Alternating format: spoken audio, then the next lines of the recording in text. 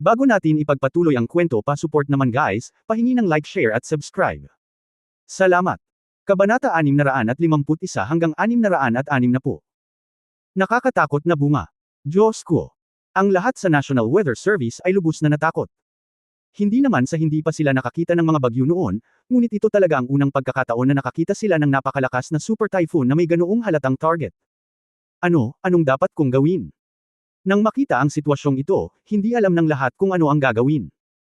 Ang gayong nakakatakot na bagyo ay lumampas sa imahinasyon ng lahat. Maagang babala.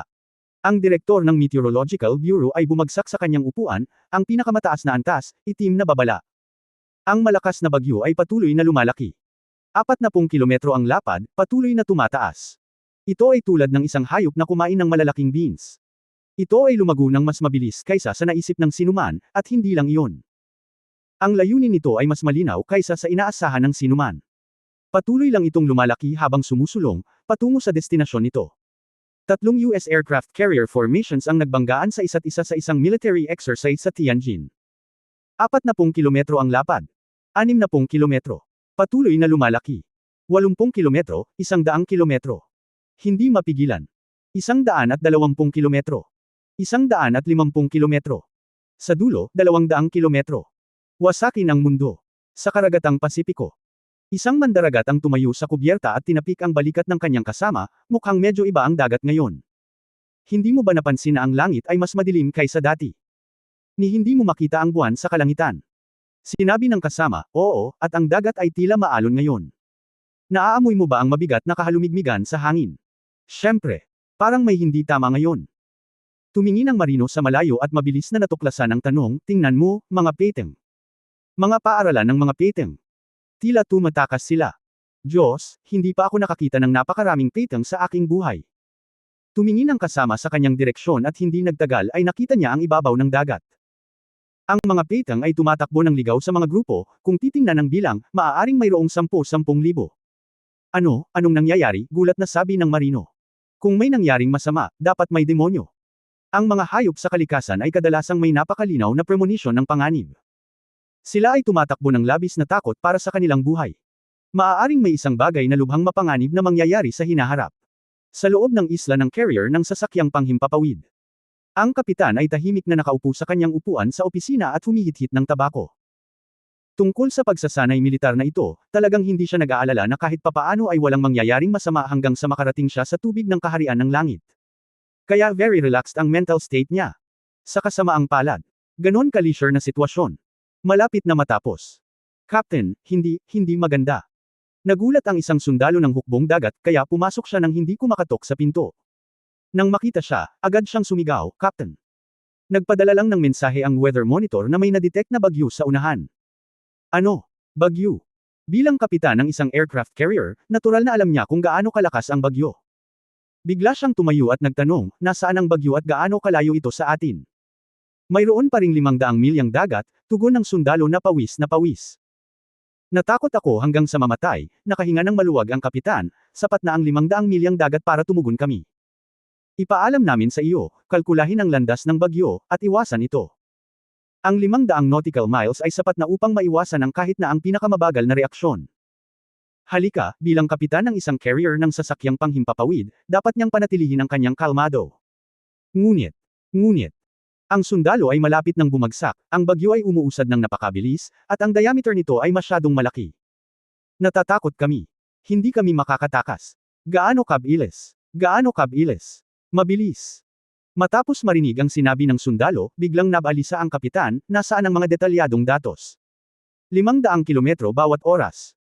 Lumunok ang sundalo, at namutla ang kanyang mukha, may diameter itong 220 kilometro, ibig sabihin tatamaan tayo nito sa loob ng higit sa 1 oras. Flop, umupo ang kapitan, nanginginig ang buong katawan sa takot, at bamulong, tapos na. Ano ang konsepto ng bilis na 500 kilometro bawat oras? Sa madaling salita, isang ordinaryong pampasaherong eroplano ang lumilipad sa kalangitan sa bilis na humigit kumulang 800 kilometro bawat oras. Ito ay tumatagal ng halos 3.5 oras mula sa Ninlao Province sa kaharian ng langit hanggang sa Nanyuan Province, na 2,500 kilometro. Para naman sa bagyong ito, 5 oras ang biyahe mula Ninlao Province hanggang Nanyuan Province. Sa ganoong bilis, pabayaan ang isang sasakyang panghimpapawid na naglalakbay sa higit sa 30 nautical miles kada oras sa dagat, kahit na sumakay sila ng kotse at magmaneho ng 200 milya, hindi pa rin sila makakatakas. Ganito lang ang bilis ng bagyong ito. Kung ay dadagdag mo ang diameter nito, mahigit 220 kilometro, ano ang konsepto? Ang buong lalawigan ng Ninlao ay halos 400 kilometro lamang mula silangan hanggang kanluran. Sa madaling salita, ang diameter ng malakas na bagyo sa oras na ito ay umabot na sa kalahati ng laki ng Ninlao Province. Kaya hindi nagtagal, nakita ng lahat sa buong US Aircraft Carrier Formation ang malaking bagyo na masasabing nag-uugnay sa buong kalangitan at dagat. Ang dagat ay umaalingaw-ngaw, ang mga alon ay gumugulong, ang kalangitan ay napuno ng mga ulap at hamog, at ito ay napakadilim na gabi, ngunit kitang-kita nila na sa hindi kalayuan, mga 30 o 40 kilometro ang layo, isang napakalaking bagay na matatawag na isang napakalaking buhawi tulad ng Optimus Prime ay bumagsak ng diretso sa kanila. Pagtingin sa paligid, sa madilim na gabi, hindi mo na makikita ang espasyo sa magkabilang panig ng bagyo.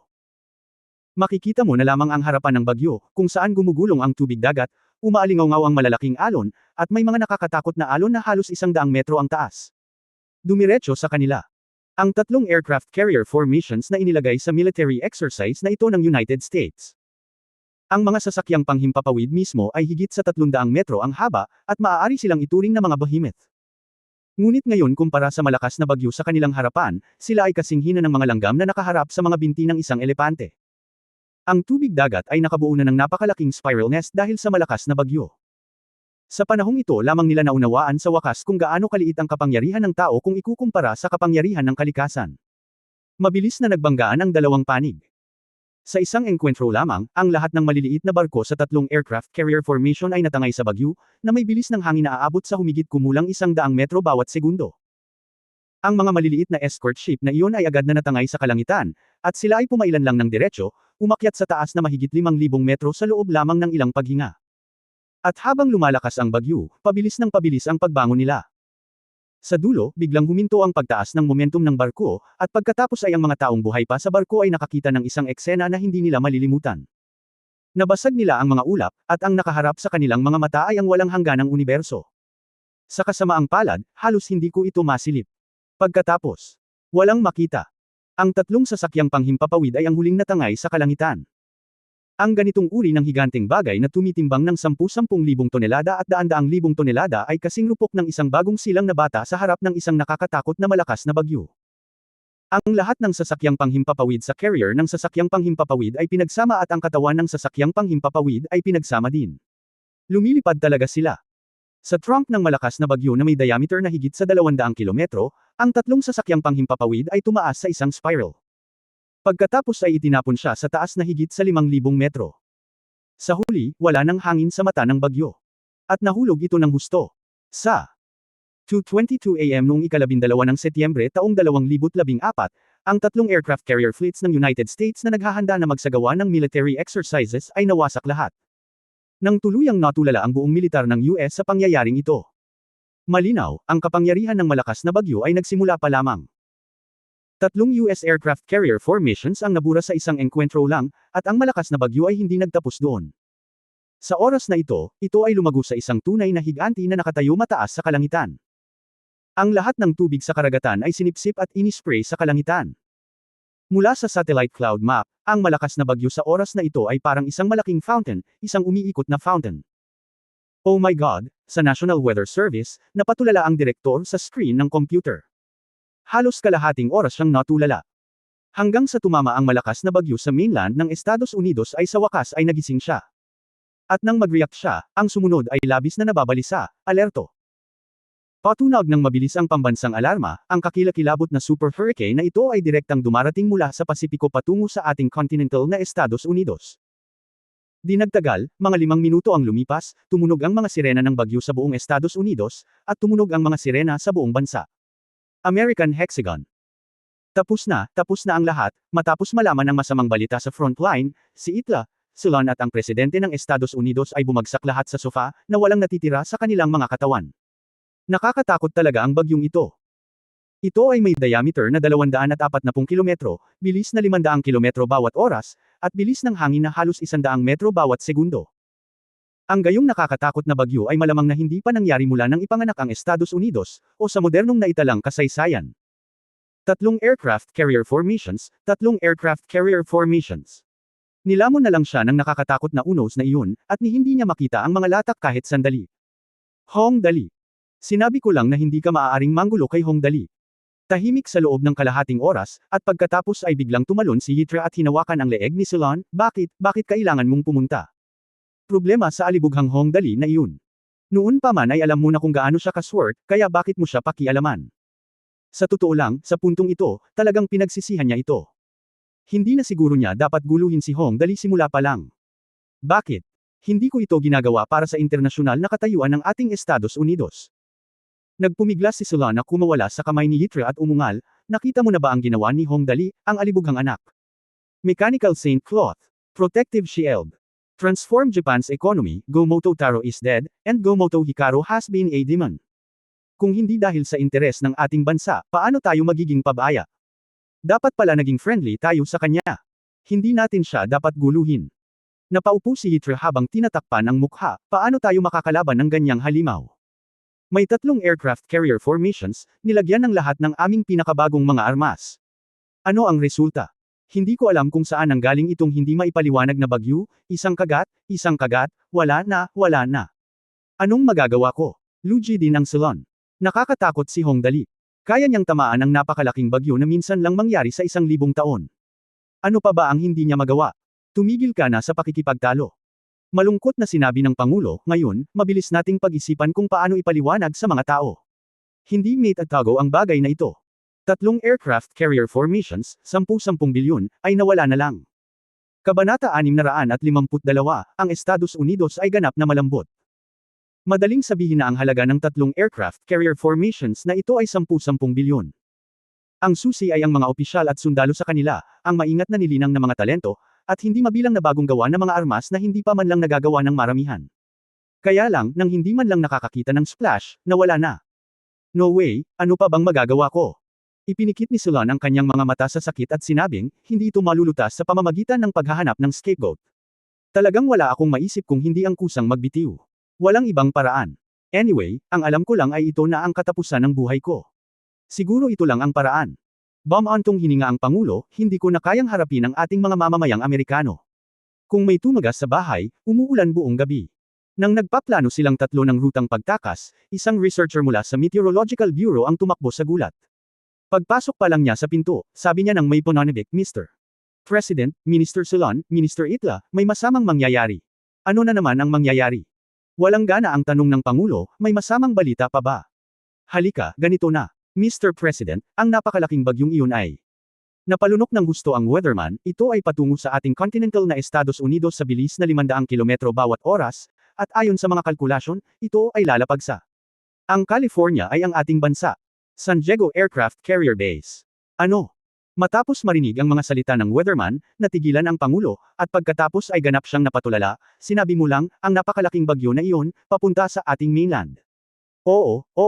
Halos umiyak ang weatherman, diretso ito sa San Diego Aircraft Carrier Base. Ito ay tungkol sa, hindi, 10 oras. Diyos ko. Galit na sumigaw ang Pangulo, sino ang nagsabi na si Hong Dali ay ilalagay sa paglilitis? Hindi makabangon.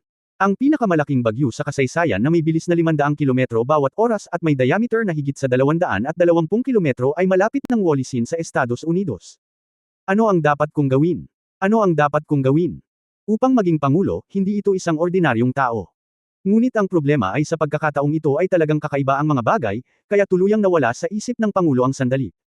Ang mga kahihinatnan ng gayong malaking bagyo na tumama sa Estados Unidos.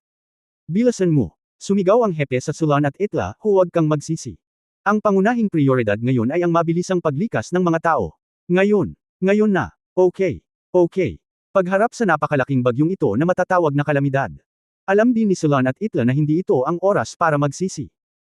Ang pangunahing prioridad ay ang paghahanap ng paraan para mabilis silang maabisuhan. Kung hindi na sila naglakas loob na isipin ang kahihinatnan. Solon, pagkatapos ng maikling pagkataranta, mabilis na tumugon ang Pangulo, dapat kang makipag-ugnayan kaagad sa diplomatikong ambasador ng Kaharian ng Langit at ipahayag ang aming taos-pusong paghingi ng tawad sa kanya. Ano man ang mangyari, tandaan mo rin ito. Sa pagkakataong ito, hinihiling ko lang na sabihin mo kay Hong Dali na palayain na tayo.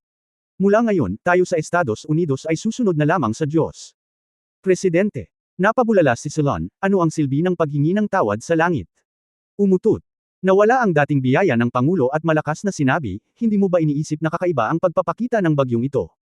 Sinabi lang namin na magkakaroon kami ng military exercise at ipadala si Hong Dali sa International Court. Dumiretso sa aming aircraft carrier formation. Sa palagay mo ba ay maaaring magkaroon ng ganoong epekto ang isang simpleng natural na kalamidad? Dumiretso sa carrier ng sasakyang panghimpapawid.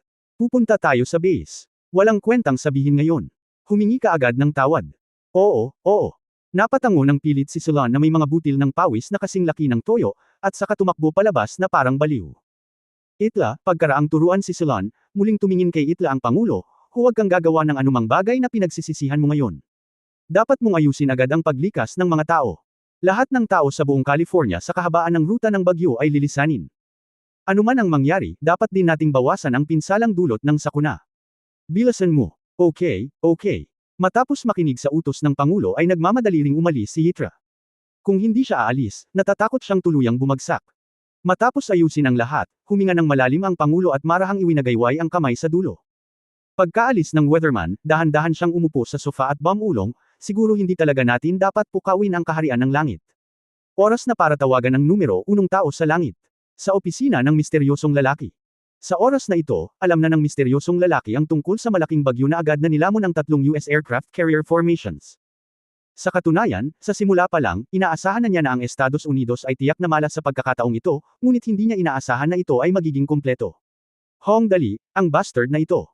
Ang misteryosong lalaki ay mahigpit na hinaplos ang kanyang mga templo, talagang mayroon kang sapat na kasiyahan sa pagkakataong ito. Malaki, sana lang ay huwag kang masyadong lumayo. Kung tutuusin, ang mga ordinaryong tao ay inosente. Ngunit paano natin makokontrol ang ganitong bagay?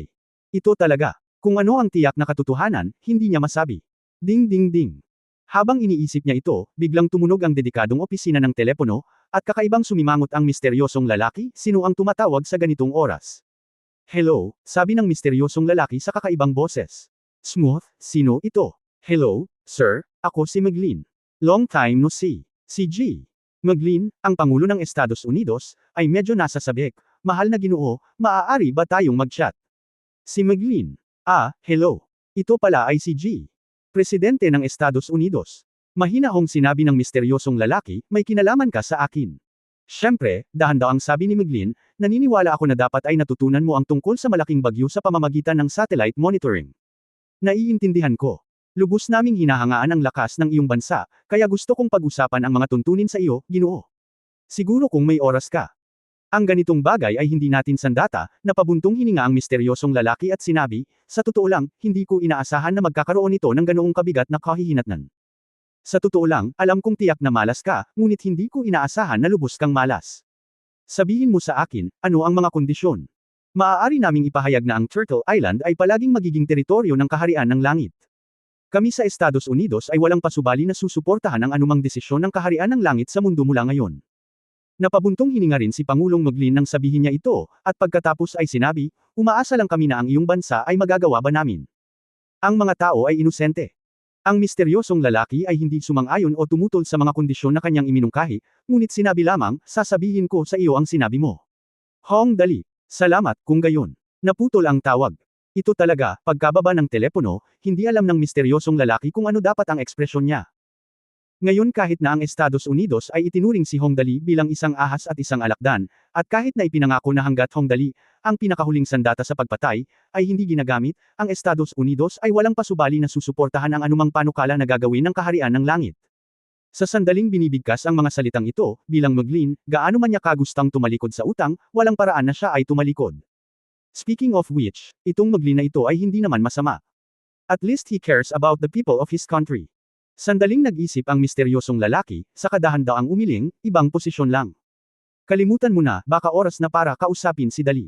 Samantala, sa kabila, tumakbo si Salon palabas ng opisina at dumiretso sa communications base sa Hexagon Building. Ito ay isang espesyal na departamento ng Hexagon Building na nakikipag-ugnayan sa mga bansa sa buong mundo. Karaniwan, sa tuwing kailangan ng Salon na pumunta dito, ang iba ay magsisikap na makipag-ugnayan sa kanya, ngunit ngayon ay kailangan niyang gumawa ng inisyatiba upang makipag-ugnay sa iba, halimbawa, ang pinuno.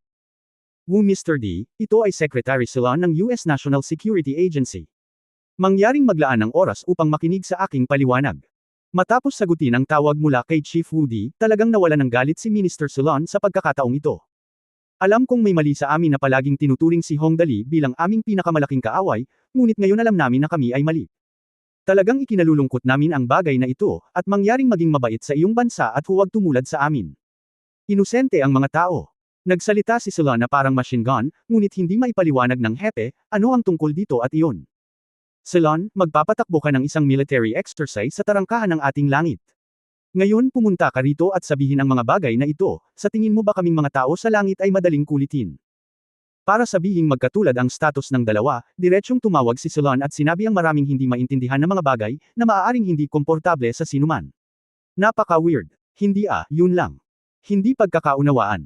Hindi pagkakaunawaan lahat. Hindi na yun pinansin ng Solon.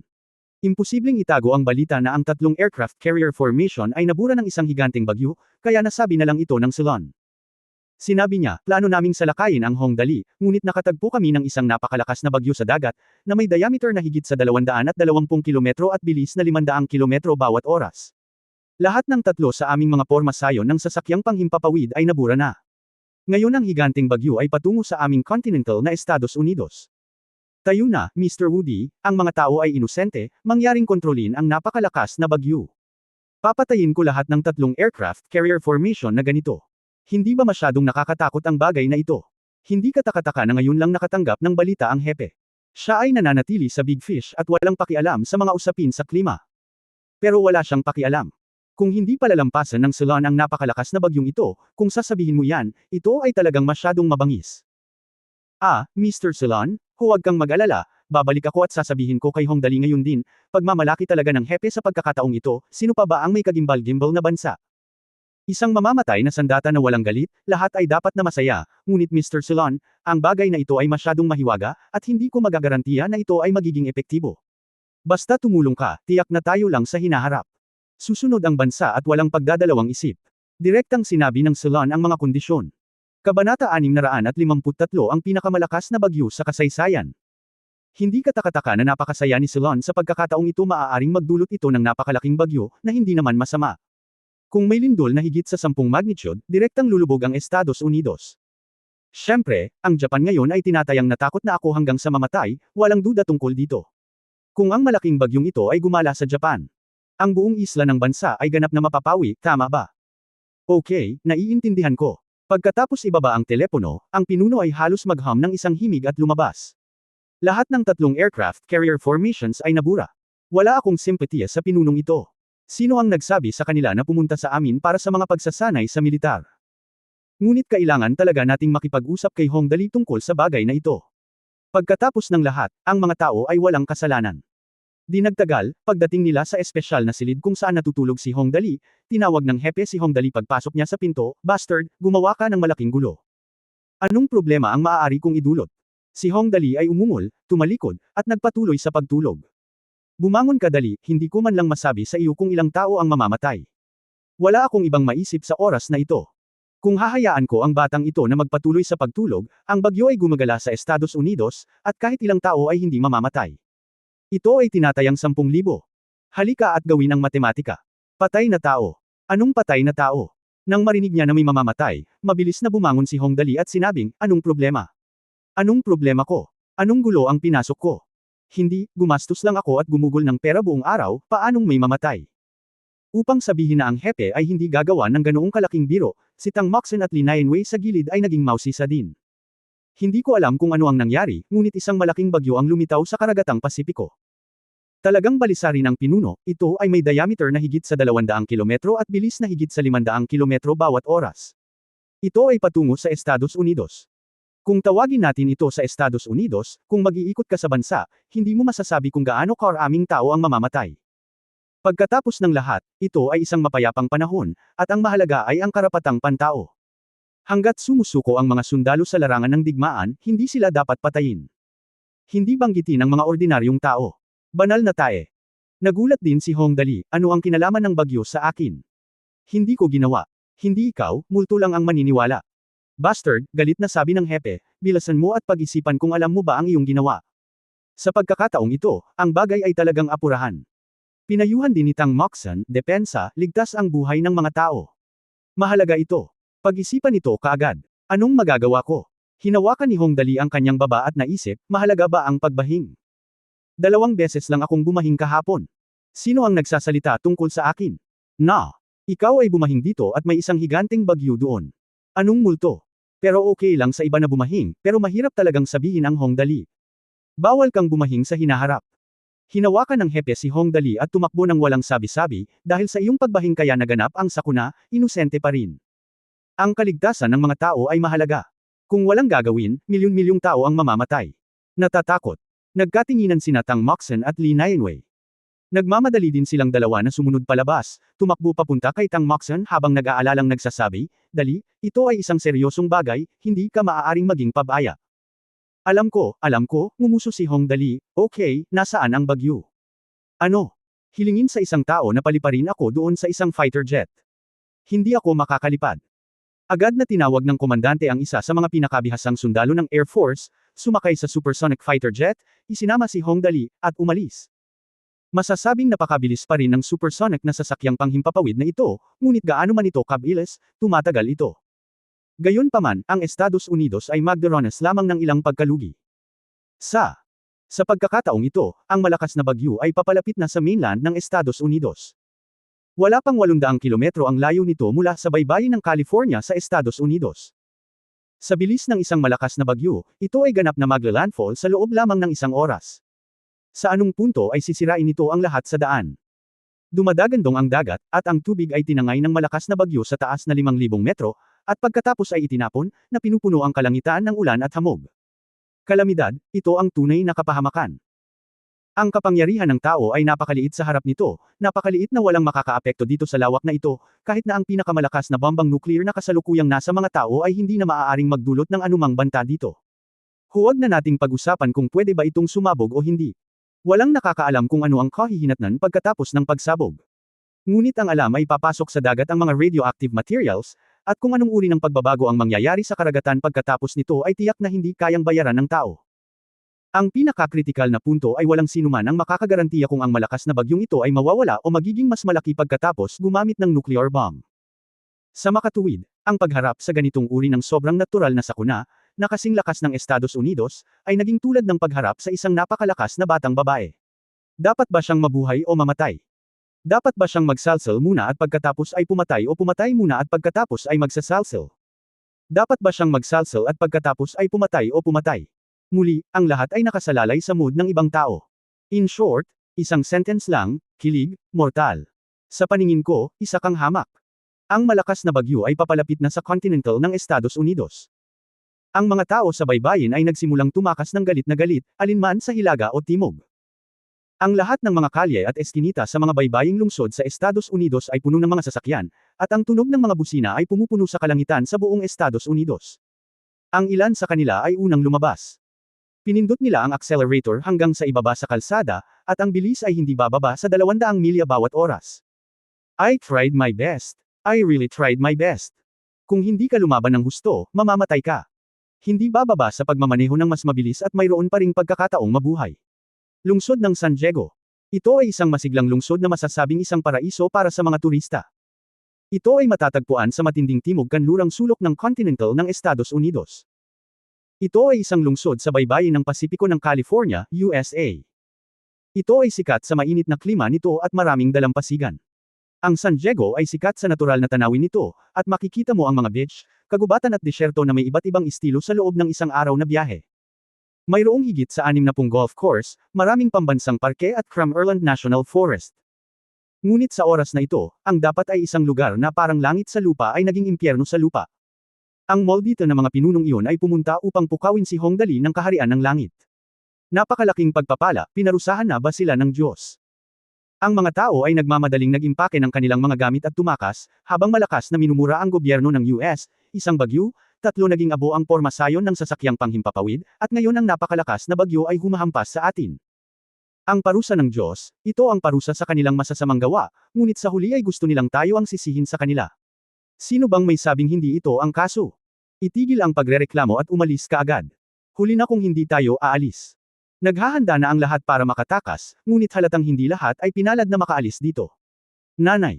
Ang isang maliit na batang babae na may blonde na buhok ay lubos na natakot nang makita niya ang lahat ng mga tao na nagmamadaling naghahanda upang makatakas. Hiwalay sa kanyang mga magulang, kamatayan lamang ang kanyang hinarap. Ang katapusan ng mundo. Sa panahong tulad nito, walang makakaintindi sa isang munting batang tulad niya. Kung wala kang pakialam sa sarili mong buhay, paano mo mapapahalagahan ang buhay ng ibang tao? Iyan ay isang higanteng bagyo na may bilis na mahigit 500 kilometro bawat oras. Tatamaan ka nito sa isang kisap mata. Kung tumakbo ka ng medyo mabagal, wala nang matirang buto. Tingnan mo, may bata dyan. Ang karanasan ng batang babae ay nakakuha pa rin ng atensyon ng ilang tao sa paligid niya, ngunit dahil hindi niya maprotektahan ang kanyang sarili, wala na silang pakialam. Gusto niyang hilahin ang maliit na babae, ngunit hinawakan siya ng kanyang kasama at nag-aalalang sinabi, gaano katagal bago magmalasakit sa iba. Darating ang bagyo sa isang iglap, at ang sasakyang panghimpapawid ay ililipad ng libu-libong metro sa kalangitan. Ikaw paano kung isama natin siya? Iyon ay. Okay, narinig ito ng lalaking gustong isama ang batang babae at alam niyang may kabuluhan ang sinabi ng kasama niya. Hindi nila maprotektahan ang kanilang sarili. Kung dadalhin nila ang batang babae, ang pinakamagagawa nila ay gawing mas mabagal ang pagkamatay ng batang babae, iyon lang. Fair na. Sa isang buntong hininga, sa wakas ay binitawan ng lalaki ang ideyang iligtas ang mga tao.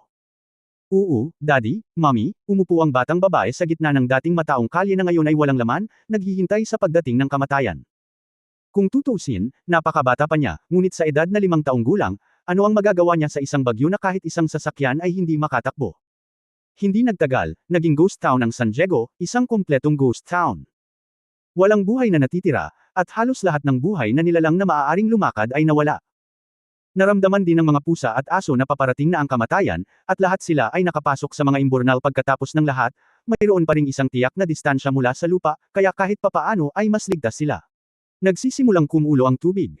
Ang mga totoong higanteng alon na mahigit 30 metro ang taas ay bumagsak sa baybayin ng San Diego. Ang Estados Unidos ay orihinal na mayroong ilang mga base militar dito, pangunahin ang US Navy, ang US Marine Corps, at ang US Coast Guard. Dalawang sasakyang panghimpapawid, ilang nuclear submarine, at ilang iba pang barkong pandigma ang tinatawag na homeport ng San Diego. Ngunit sa harap ng walang hangganang kapangyarihan ng kalikasan, ang lahat ng ito ay marupok tulad ng walang ugat na mga itik. Pagkatapos lamang ng isang engkwentro, ito ay tinangay sa kalangitan, umiikot hanggang sa taas na ilang libong metro, at pagkatapos ay umikot sa mata ng bagyo. Biglang hamina ang lakas ng hangin, at malakas itong bumagsak. Ang San Diego Aircraft Carrier Base ay ganap na nawasak. At ang malakas na bagyo ay umuusad pa rin. Kasabay nito, sa langit. Young Master, iyon na ang bagyo sa hinaharap. Nagpapilot ang piloto ng isang supersonic fighter jet na lumilipad sa kalangitan, sa itaas ng mga ulap, at hindi nagtagal ay nakita niya ang hindi pa naganap na malaking bagyo. Ito ay talagang isang napakalaking bagyo. Sa pagtingin pababa mula sa cloud layer, ang buong cloud layer ay tila isang malaking spiral nest, na may diameter na kalahati ng laki ng Ninlao Province. Mabilis itong sumusulong at sinisira ang lahat. Paminsan-minsan, makikita mo ang iba't ibang bagay na lumilipad sa langit. Mga sasakyang panghimpapawid, nuclear submarine, eroplano, sasakyan, skyscraper. Sa madaling salita, lahat ng bagay na lumitaw sa lupa at sa dagat na maaaring yumanig ay itinapon sa langit, at pagkatapos ay bumagsak ng husto. Libu-libong metro ang taas, walang imyon. Holy crap! Napakaganda! Nanlaki ang mga mata ni Hong Dali nang makita niya ito, hindi ba masyadong malaki ang bagyong ito? Chapter 654, hinahanap talaga namin ang kamatayan noon. Sa oras na ito, halos 200 kilometro na ang layo ng eroplano mula sa bagyo. Sa supersonic na bilis, maaari itong lumipad ng direkta sa ibabaw ng higanteng bagyo sa loob ng halos 10 minuto. At kapag dumating ang oras na iyon, ito ay magiging lubhang mapanganib. Ang pakiramdam na ito. Habang papalapit si Hong Dali sa higanteng bagyo, lahat ng katangian ni Hong Dali ay tumataas din ng husto. Elemental affinity, elemental shock. Tumalon ng may 1,000 lakas, palapit ng palapit, tumatalo ng malakas ng lakas. 3,000, 5,000, mabilis na paglaki. 10,000, 20,000, napakalaki. 100,000, 200,000, walang katapusan. Ito ay talagang komportable, haha, walang pusong ngumiti si Hong Dali, at pagkatapos ay sinabi sa piloto, Brother Soldier, hintayin mo lang ako at paalisin mo ako kapag nakarating ka na sa langit sa itaas ng bagyo. Ito, Dali Master, kaya mo bang lumabas sa ganoong bilis? Kapag lumipad sa supersonic na bilis, ang mga normal na tao ay tiyak na mapupunit sa mga bitek sa isang iglap kapag sila ay nalantad sa hangin. Hindi ito biro. Huwag kang mag-alala, mabuti akong kaibigan ng kalikasan. Magiging okay din, hehe. Si Hong Dali ay hindi nag-alala. Gamit ang dalawang passive na kasanayan ng Elemental Affinity at Elemental Shock, lahat ito ay karaniwang pangangalaga sa bata para sa kanya, at hindi na kailangang mag-alala. Okay. Napuno ng emosyon ang piloto, makapangyarihang tao siyang Master Dali, ngunit tinatawag pa rin niya akong kapatid na kawal. Nako, ito ang tinatawag nating isang tunay na taong madaling lapitan. Sa katunayan, tinawag siya ni Hong Dali nito dahil lang sa napakalakas niya. Natural, ngunit sa mata ng iba. Iba yan. Sino si Hong Dali? Iyan ay isang taong maaaring maging sariling anak ng Diyos, at sinusuportahan siya ng buong bansa. Mga ganyang tao. Kung sa iba, hindi itataas ang baba niya sa langit. Pero tingnan mo si Ren Hong Dali, wala naman siyang yabang. Para sa gayong tao, maging ang kamatayan ay katumbas ng halaga. Master Dali, bulong ng piloto sa sarili, kung nasa anumang panganib ka, hinding-hindi ako mabubuhay mag-isa. Mabilis na lumipas ang oras. 10 puntos, 8 puntos, 7 puntos. 3 puntos, 2 puntos, 1 punto. Hindi nagtagal ay naabot namin ang taas na humigit kumulang 2,000 metro sa ibabaw mismo ng bagyo. Kinokontrol ng piloto ang sasakyang panghimpapawid upang bumagal, at pagkatapos ay ihiwalay ang sabungan. Nagkaroon ng bang. Ang buong upuan ng pasahero kung saan nakaupo si Dali ay naspray sa kalangitan, na nahulog sa mata ng malaking bagyo. Ahahaha. Tumawa ng malakas si Hong Dali, munting Baofeng, narito ang iyong kapatid na si Dali, halika sa mangkok. Nakarating. Napakabilis na lumapag si Hong Dali, na umabot sa layo na mahigit 2,000 metro sa isang kisap mata. Boom! Binuksan niya ang passenger compartment. Sa wakas ay narating na ni Hong Dali ang gitna ng malaking bagyong ito. Isang mabuting kaibigan ng kalikasan, hindi tayo magdurusa ng anumang pinsala mula sa kalikasan. Ang malaking bagyong ito ay kasing lakas ng isang bombang nuclear, mas malala pa.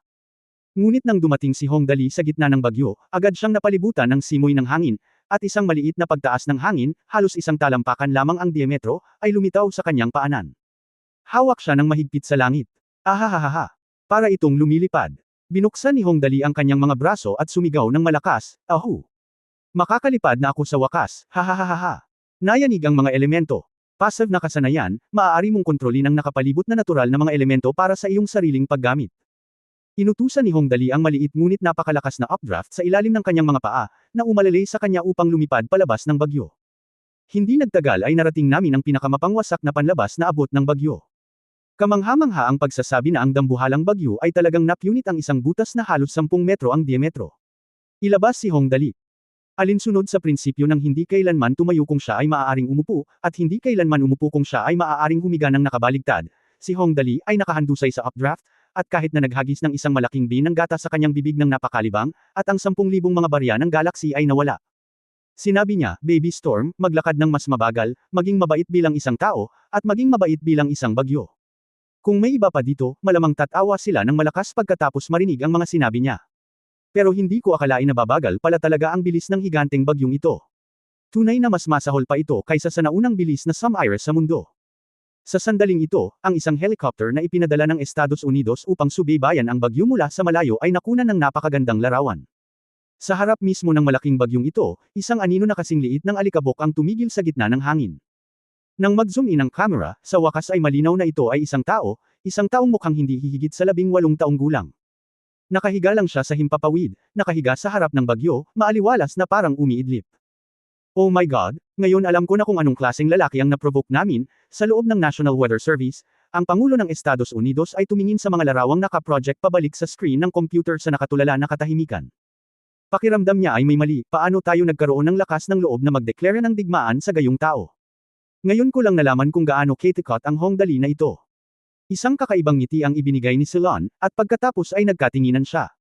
Tumalikod at dirdiretsong nahimete. Talagang hinahanap namin si kamatayan kanina. Dumiretso ang mga mata ni Yitra. Nawala ng focus ang kanyang mga mata, parang isang vegetative na tao na walang malay. Labis kaming natatakot sa nakakatakot na bagyo, ngunit sa harap ng Hong Dali, siya ay masunurin gaya ng kanyang alagang hayop.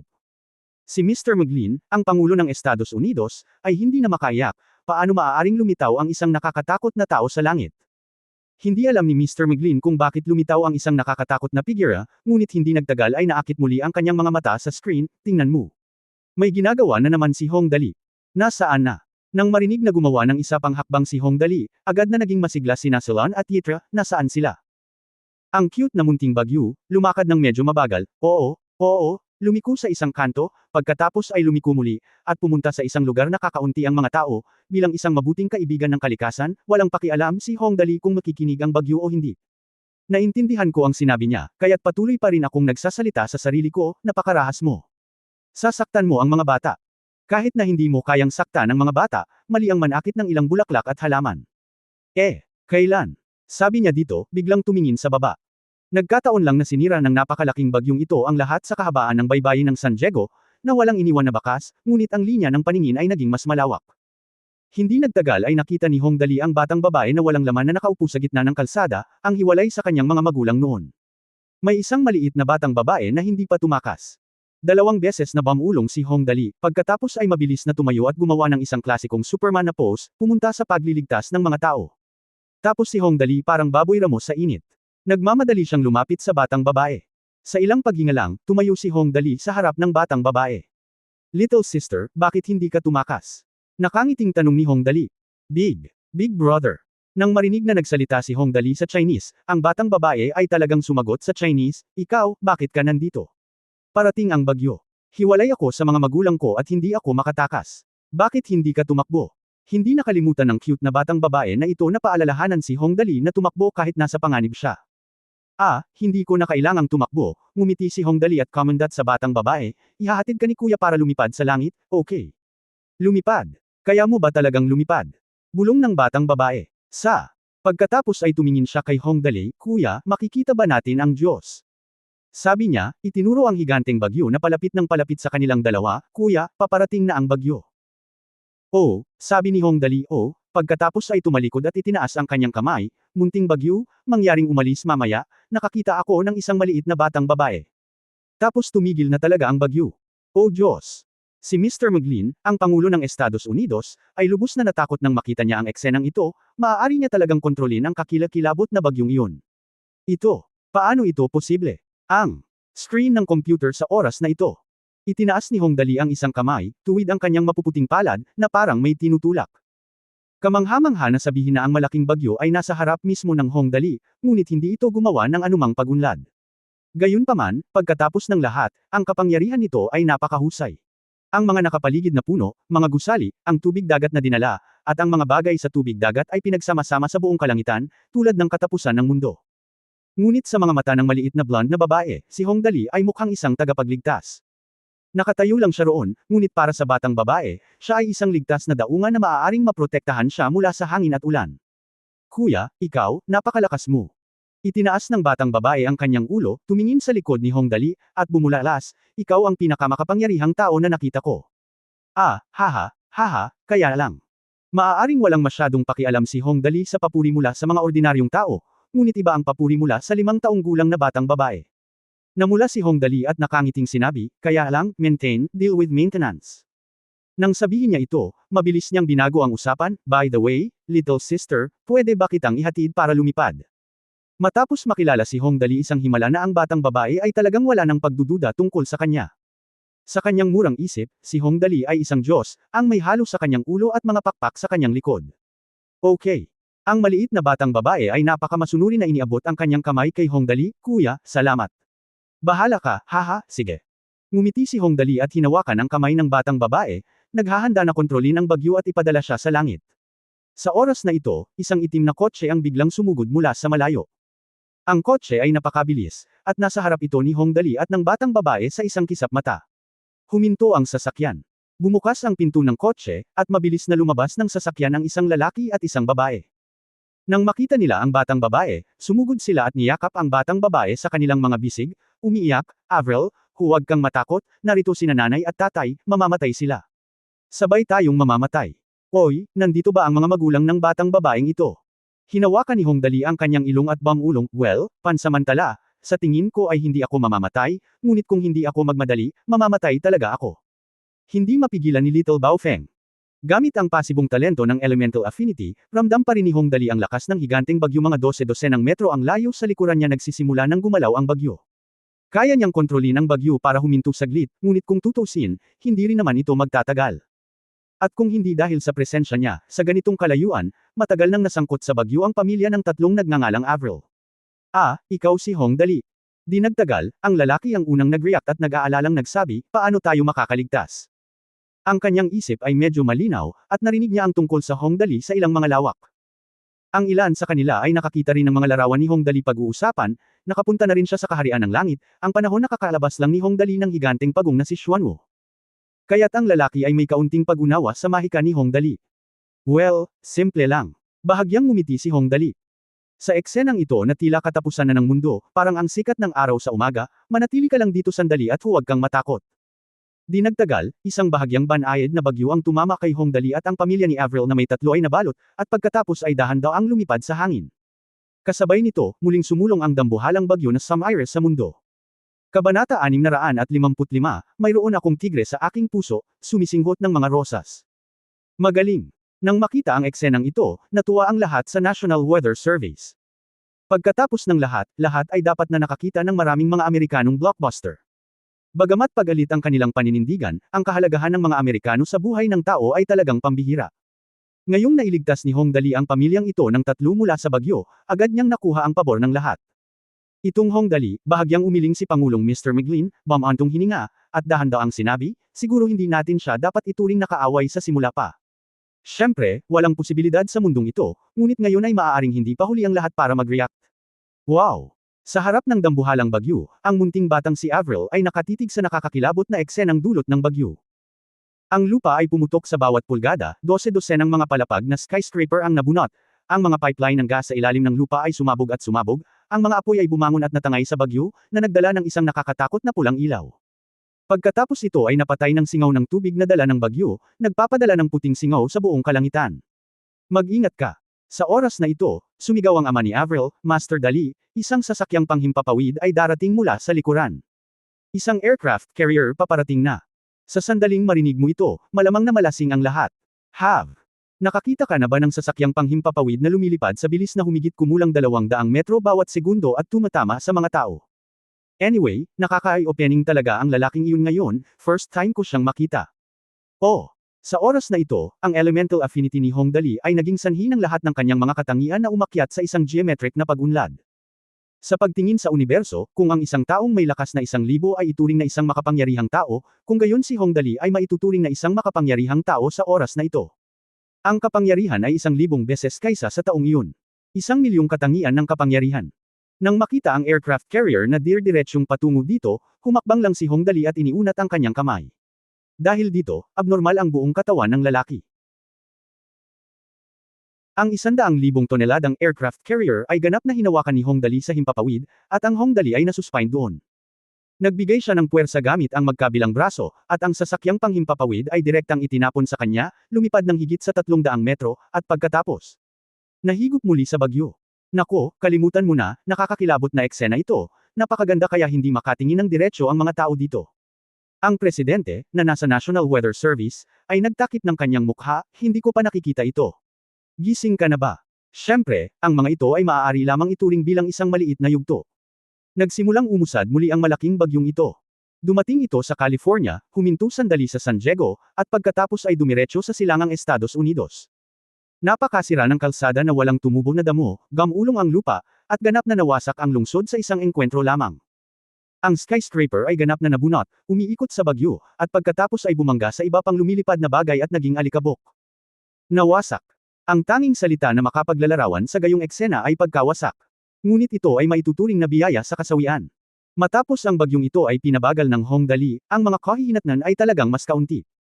Hindi bababa sa mga lugar tulad ng Estados Unidos, kung saan halos bawat sambahayan ay may kotse, pagkatapos nitong bumagal, binigyan nito ang mga Amerikano ng sapat na oras upang makatakas. Kaya't sa langit, napaka-leisure pa rin ni Hong Dali.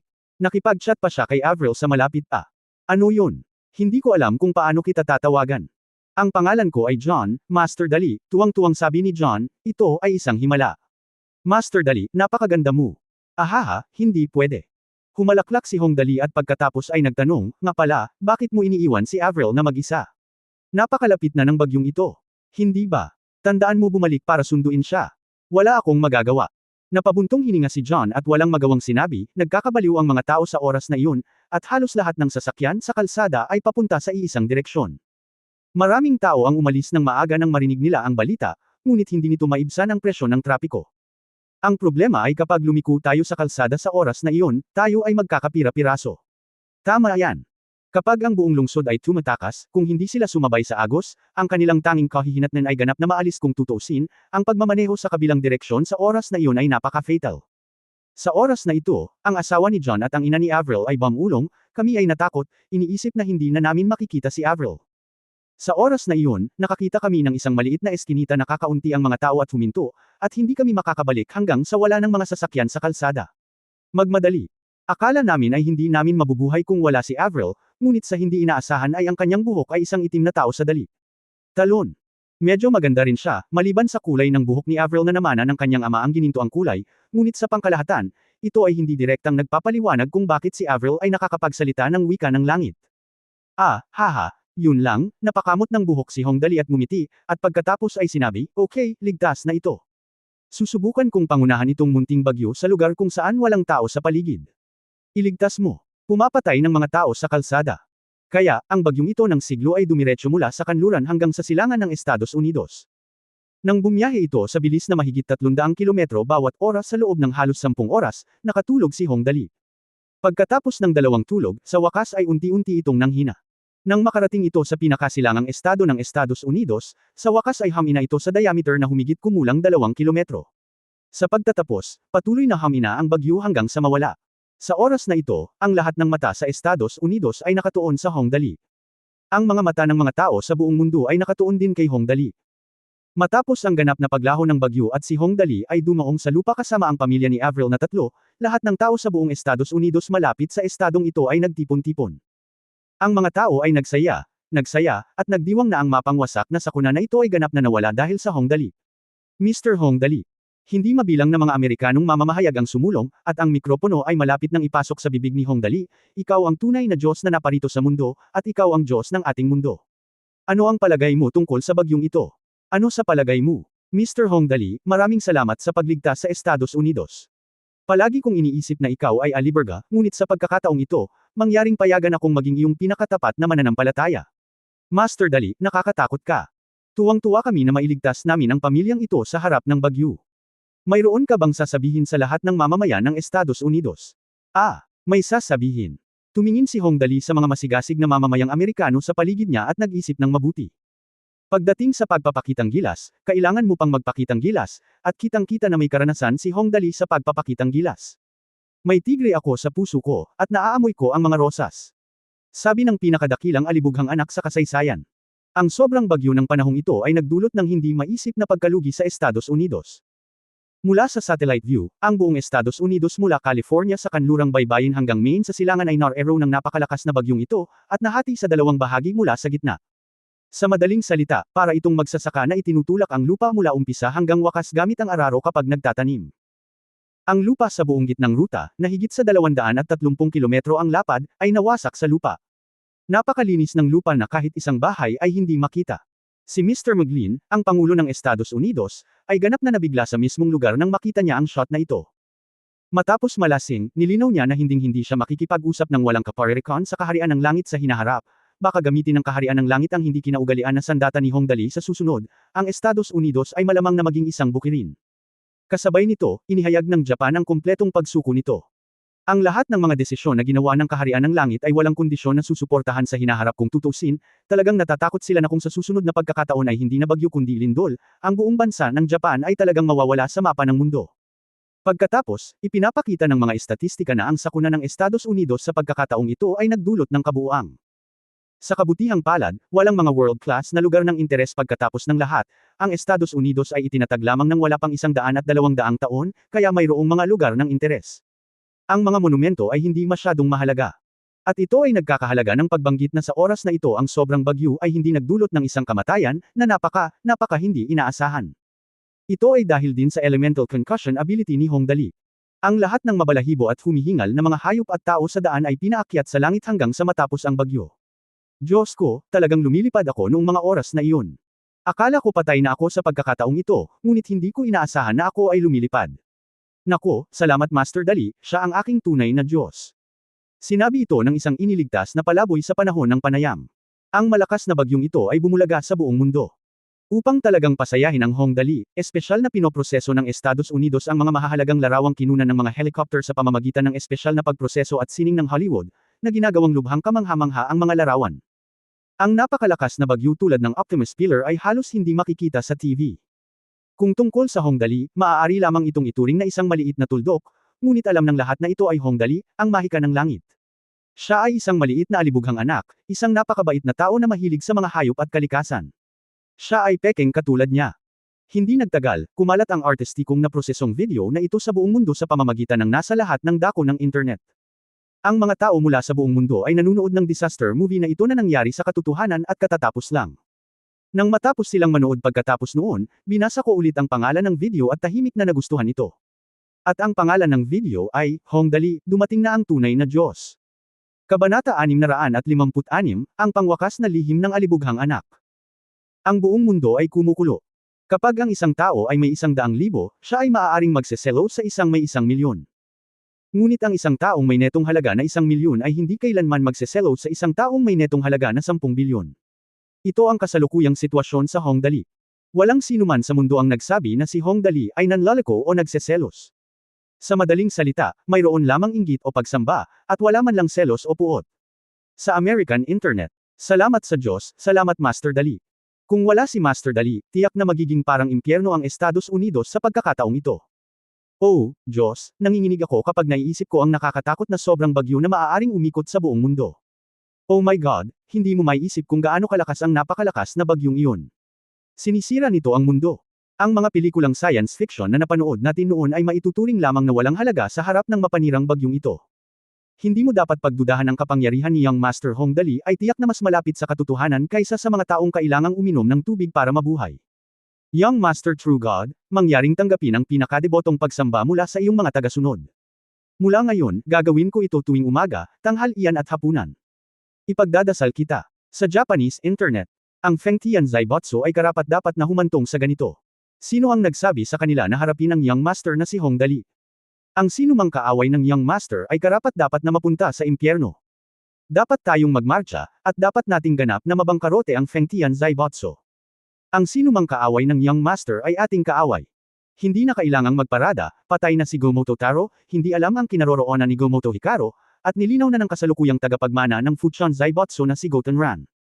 Mula ngayon, nakasalalay ang lahat sa utos ng Young Master, kalimutan mo na. Dahil alam na nila na sila ay mali, gawin natin ito. Ang Young Master ay isang napakamapagbigay na tao, at dapat tayong matuto mula dito. Sa English at French Forum. Diyos ko, palagi naming iniisip na ang aming teknolohiyang European at American ang nanguna sa mundo, ngunit ngayon alam na namin. Sa harap ni Young Master Hongdali. Mga hamak na iyon, hindi dapat banggitin. Hindi nararapat na banggitin. Hey, pare, nagdasal ka ba ngayon? Masyado akong kumain sa umaga para sa kapakanan ni Young Master. Ano pa ang maiisip ko kapag natutulog ako sa gabi? Ang 5 salitang ito, dali, ay mahiwagang. Wala na akong insomnia. Nagkaroon ng kaguluhan sa internet sa ibang bansa, at walang sabi-sabi rito sa langit. Ang bilang ng mga tao sa opisyal na tibo ng Hongdali ay tumalon sa 76 na milyon sa magdamag, at ang bilang ng mga post ay kailangang kalkulahin sa libo-libo o 10,000 mga post sa bawat segundo, kaya't ang server ng Change Tiba ay nag-crash bawat 5 minuto, at mayroon pa ring mga tao na ganito. Hindi mabilang na mga tao ang dumagsa sa post bar, na ginawa nitong medyo hindi handa si Hong Wigyu, ang presidente ng Change Company. Sa katunayan, alam ni Hong Wigyu na tiyak na kikilos si Hongdali sa pagkakataong ito. Ngunit hindi niya inaasahan na magiging ganito kalaki ang aksyon. Isang napakalakas na bagyo na may diameter na higit sa 200 kilometro ay nakalalasing lamang. Ang makapangyarihang Estados Unidos ay kasing rupok ng isang bagong silang na sanggol sa harap ng bagyong iyon. Nako, natagalan lang. Lumago na ba ang ating Hongdali sa ganitong lawak? Wigyu, ano iyon? Tinanong ni Liu Yewei at Mutai kay Hong Wigyu ang kalahating biro at kalahating seryoso, ang iyong dali ba ay kulang pa rin ng ilang mga paa? Pakiramdam ko ang mga taong tulad niya ay dapat magkaroon ng mas maraming tagasunod sa paligid nila. Tingnan ang aking Mengzin, Zishao, paano ito? Ang lahat ng tungkol kay Hongdali ay magiging front page na balita sa loob ng 1 oras, mula sa ginagawa ni Hongdali ngayon hanggang sa kanyang almusal at maging sa dati niyang pagpunta sa banyo. Ang mga tatak ng toilet paper ay hinahangad ng mga tao mula sa buong mundo. Kahit na dahil sa mga damit na suot ni Hongdali noong lumabas siya sa TV, nakilala ng isang nakatutuwang online game ang brand, kaya naibenta ito ng manufacturer ng damit sa loob lamang ng 4 na oras. Nakatanggap ako ng 865 na mga order sa loob ng 1 linggo, at lahat ng mga ito ay binayaran muna, na ihatid sa ibang pagkakataon. Wala akong pakialam na maghintay sa pila ng 2 taon. Nagresulta ito sa kumpanyang ito ng pananamit na naging Fortune 500 na kumpanya sa magdamag, na isang ganap na fairy tale sa kasaysayan ng mundo. Ang pangungusap na, may tigre ako sa puso ko, naaamoy ko ang mga rosas, ay kasama rin sa mga klasikong sipi ni Hong Dali at naging mainit na pinag-uusapan. Tulad ng para sa iba pang mga forum ng TIBA, mga chat sa software ng Pabo, Xinhai Weibo at iba pang mga lugar, hindi na kailangang magsabi pa, ngunit mayroong isang bagay na dapat banggitin. Ang kulto ni Hercules. Noong unang itinatag ang Cult of Hercules, mayroon lamang 10,000 miyembro, at karamihan sa kanila ay mga simbolikong mananampalataya lamang sa pag-asa ng swerte. Ngunit pagkatapos ng sobrang bagyong ito, ganap na nagbago ang mga bagay. Sa magdamag, ang bilang ng mga miyembro ng Cult of Hercules ay tumaas ng 12 beses, mula sa unang 300,000 ay naging higit sa 18 milyon. Hindi sa banggitin, maraming tao ang natutunan ang tungkol sa mga turo ng kulto ng Hercules. Pagkatapos, lahat ay nagpahayag ng kanilang matatag na suporta sa mga turo ni Hong Dali, mapagmahal sa mga hayop, mapagmahal sa kalikasan, maging masigasig sa pagtulong sa iba, at iba pa. Kaya ang Hercules ay naging numero 1 organisasyon sa mundo sa isang iglap. Halos 10 milyong tao ang sumasali dito araw-araw, kabilang ang mga lokal na miyembro ng Kaharian ng Langit, mga miyembro ng Estados Unidos, mga miyembro ng Japan, at mga miyembro mula sa buong mundo. Madalas kang makakita ng mga masasayang eksenang tulad nito sa mga forum ng Hercules. Masarap akong kumain kaninang umaga. Para sa kapakanan ng Young Master, nagsumikap akong makamit ang mga himala. Sana ay pagpalain ako ng Young Master na maging maganda ang mood ngayon. Mag-iwan ng mensahe sa Chinese. Oh, mahal, kumusta ka ngayon? Tumulong ako sa isang maliit na hayop ngayon, at ako ay nasa napakagandang kalagayan. Para sa kapakanan ng tunay na Panginoon, halika. Nag-iwan ng mensahe sa Ingles. Kumain ako ng isang maliit na mansanas ngayon at pakiramdam ko ay napaka-cute ko. Para sa kapakanan ng Young Master, magsisikap akong makamit ang mga himala. Ang mensaheng ito ay isinulat sa wikang Hapon. Porsyento yen, porsyento hashtag asterisk at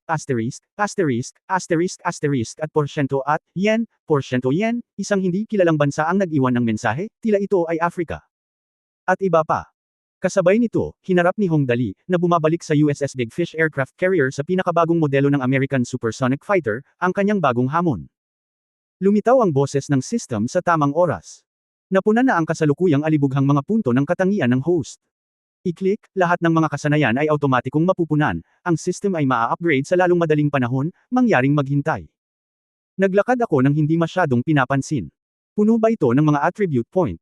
Mukhang naging maayos ang pag-recycle ng mga Fengtian na sasakyan nitong nakaraang 2 araw. Anyway, fill up na lang ng points. Darating din ang araw na ito sooner or later. Ang mga sumusunod na kasanayan ay karaniwang hindi napakahalaga. Hintayang ma-upgrade muna ang system. Tingnan ang mga katangian. Malapit na. Isang tunog ng ding. Nakumpleto ang pag-upgrade ng system, at tumunog muli ang boses. Natapos na ang pag-upgrade ng system. Ang dakilang alibughang sistema. Ang susunod na antas ng pamagat ng host, Planetary Prodigal Son. Pakikumpirma ang kasalukuyang katayuan, host. Susunod, sa harap ng mga mata ni Hong Dali, muling lumitaw ang isang pamilyar na panel ng character, na nagpapakita ng kanyang mga katangian sa oras na ito. Oops! Miss na kita. Noong una akong dumating sa mundong ito, ang mga katangian ko noon ay masasabing kakilakilabot. Ngayon tingnan ang mga katangiang ito, ang mga ito ay makapangyarihan. Galing. Nangingibabaw. Hindi nagpapaliwanag si Invincible. Pangalan ng host, Hong Dali. Lakas, 100, buong mga puntos, hindi maaaring i-upgrade.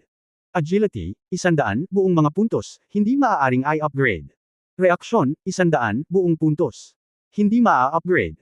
Kalusugan, 100, buong mga puntos, hindi maaaring i-upgrade. Sexual na kakayahan, 100, buong puntos. Puntos, hindi maaaring i-upgrade. Tandaan, ang mga nangungunang katangian ng mga normal na tao sa Earth ay 100. Karagdagang paliwanag, bilang isang malaking alibughang nagmamadaling lumabas sa mundo at tungo sa universo, hindi niya magagawa ang lahat ng mag-isa. Ang tunay na sikreto ng pagiging alibughang anak, pagkuha ng iba na kumilos. Desidido siyang walang gagawin. Ang mga bagay na kayang lutisin ng pera ay hindi dapat lutisin ng puwersa. Kung ang isang bagay ay malulutas sa 10 yuan, dapat itong malutas sa 100 yuan. Kung mayroong anumang bagay na hindi malutas, hilingin ko sa iyo na good luck. Kapatid mo, nababaliw na si Hong Dali. Si Hong Dali ay sobrang nanlumo. Hinawi ni Hong Dali ang kanyang buhok sa isang dakot. Anong uri ng tunay na sikreto ito? May nang-aasar ba sa mga katulad mo? Pero kapag pinag-iisipan kong mabuti, medyo nakaka-touch. Bueno, tila ako ay magiging aliberga sa natitirang bahagi ng aking buhay. Matapos basahin ang mga katangian, ang susunod na hakbang ay ang mga karagdagang kakayahan na ibinigay ng iba't ibang mga sistema. Tingnan muna natin ang una, ang dalawang nakatagong gawain. Ang pamagat ng isang mabuting kaibigan ng perpektong hayop, ang host ay maaaring makipag-usap ng perpekto sa mga matatalinong nilalang sa universo, at perpektong kontrolin ang mga hayop na mas mababa sa 10,000 tonelada. Ang mga hayop na higit sa 10,000 tonelada ay hindi makokontrol, ngunit maaari nilang makuha ang pagkakaibigan ng kabilang partido. Kung hindi tretuhin ng host ang kabilang partido bago gumawa ng halatang agresibong pag-uugali, hindi ito aktibong aatakehin ng anumang hayop sa universo. Mga karagdagang katangian ng pag-upgrade ng system, makinig sa tunog ng lahat ng bagay. Makinig sa boses ng lahat ng bagay, maaari kang makakuha ng ilang mahalagang impormasyon. Mga karagdagang tala, kasama ang mga halaman. Ang pamagat ng perpektong kaibigan ng kalikasan, maiiwasan ng host ang anumang pinsala mula sa kalikasan, kahit na sa universo. Kasabay nito, pinapataas nito ang kakayahan ng host na mabuhay sa kosmikong kapaligiran at iniiwasan ang pinsala sa host na dulot ng mga shockwave na dulot ng mga stardust storm at mga epekto ng planeta, at iba pa. Elemental affinity, sa mga lugar kung saan may mga marahas na natural na elemento, ang host ay maaaring magkaroon ng natural na pagkakaibigan at pagbutihin ng iba't ibang pisikal na katangian. Ang kasalukuyang pinakamataas na limitasyon ay, 1,000,000 puntos para sa bawat katangian. Karagdagang paliwanag, maaari mong taasan ang antas ng elemental na affinity sa pamamagitan ng pag-explore ng mga nakatagong gawain.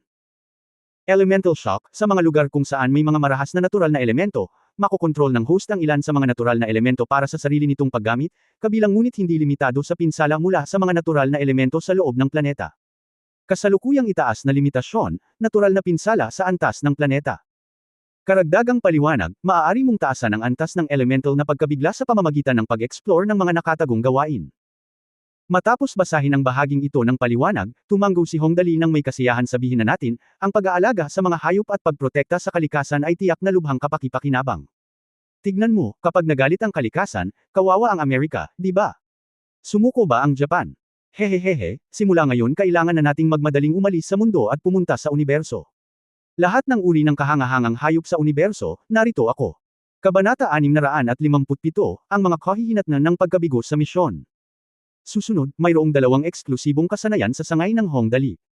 Pag-disassembly ng kagamitan at kombinasyon ng pagbabago, planetary level, maaaring i-disassemble ng host ang buong kagamitan na nagkakahalaga ng 10 bilyong yuan, kumuha ng perpektong antas ng mga bahagi at magsagawa ng mga pinagsamang pagbabago. Maaari nitong i-disassemble ang mga kagamitan na nagkakahalaga ng 10,000 galaxy coins at magsagawa ng mga pinagsamang pagbabago. Mga karagdagang tala, kinakailangan ng kumpletong instrumento, at hindi wasto ang pag-disassemble ng mga bahagi ng instrumento ng hiwalay. Pagproseso ng gem at inlay na enchantment, planetary level, ang host ay maaaring akitin at i-inlay ang mga naprosesong katangian na hiyas. Ang kasalukuyang halaga ng enchantment ay 15 puntos.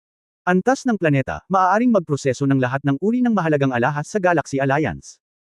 Ang pinakamataas na limitasyon na maaaring ay proseso, 20 puntos ng lakas, liksi at reaksyon, at 5 puntos na katangian ng enerhiya. Ang dalawang opsyon na ito, sa madaling salita, ay nagsisimula ng magsanga, na may isang bahagi sa lupa at isa pang bahagi sa universo. Sa pangkalahatan, ito ay medyo kahanga-hanga. Pagkatapos ng lahat, handa na tayong kumonekta sa universo.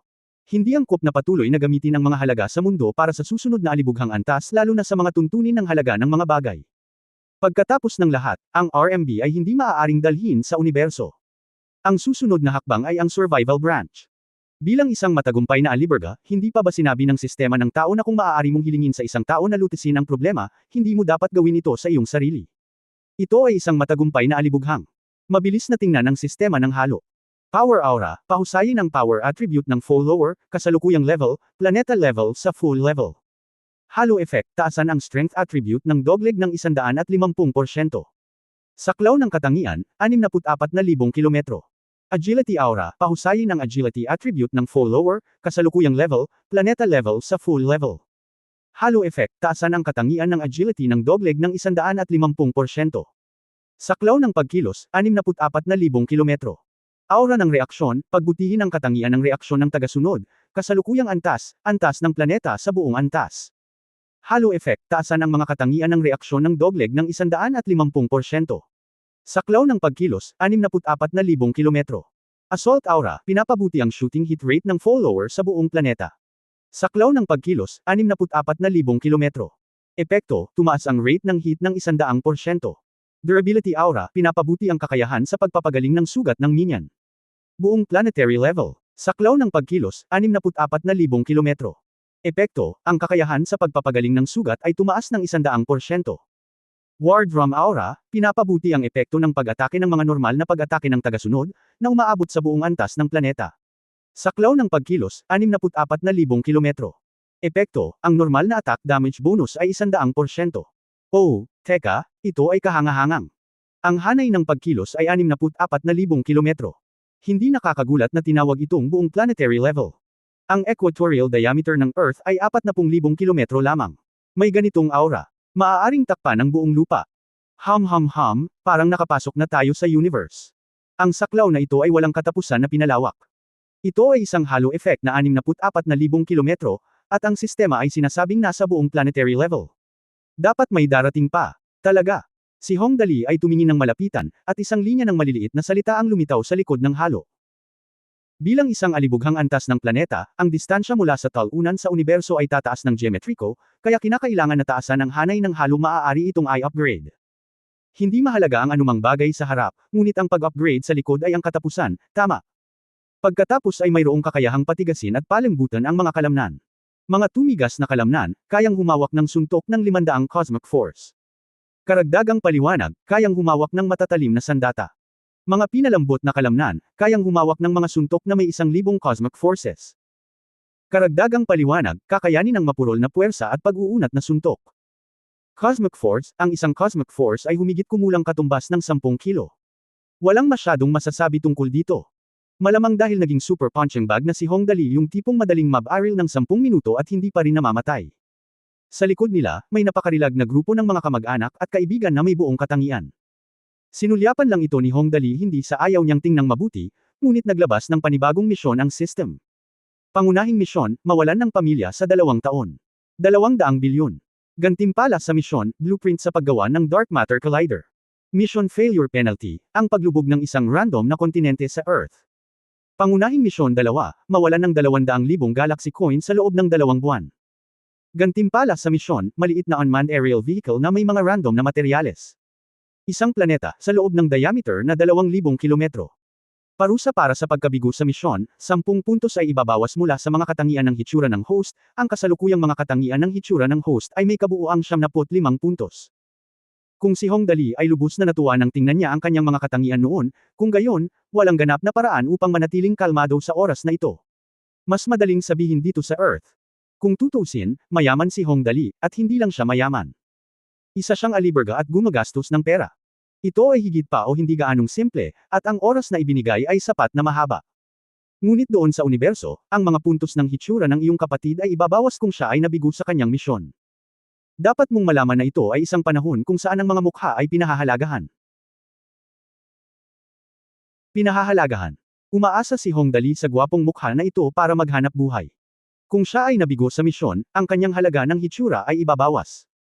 Ito ay ganap na hindi matitiis. Si Hong Dali ay nabalot ng malamig na pawis, nawalan ako ng 200,000 galaxy na barya sa loob ng 2 buwan. Damn it, hindi ko pa nakikita ang alien body. Oh my God, Kuya Dika, it's not worth my calling you. Kuya, magpakita ka kaagad.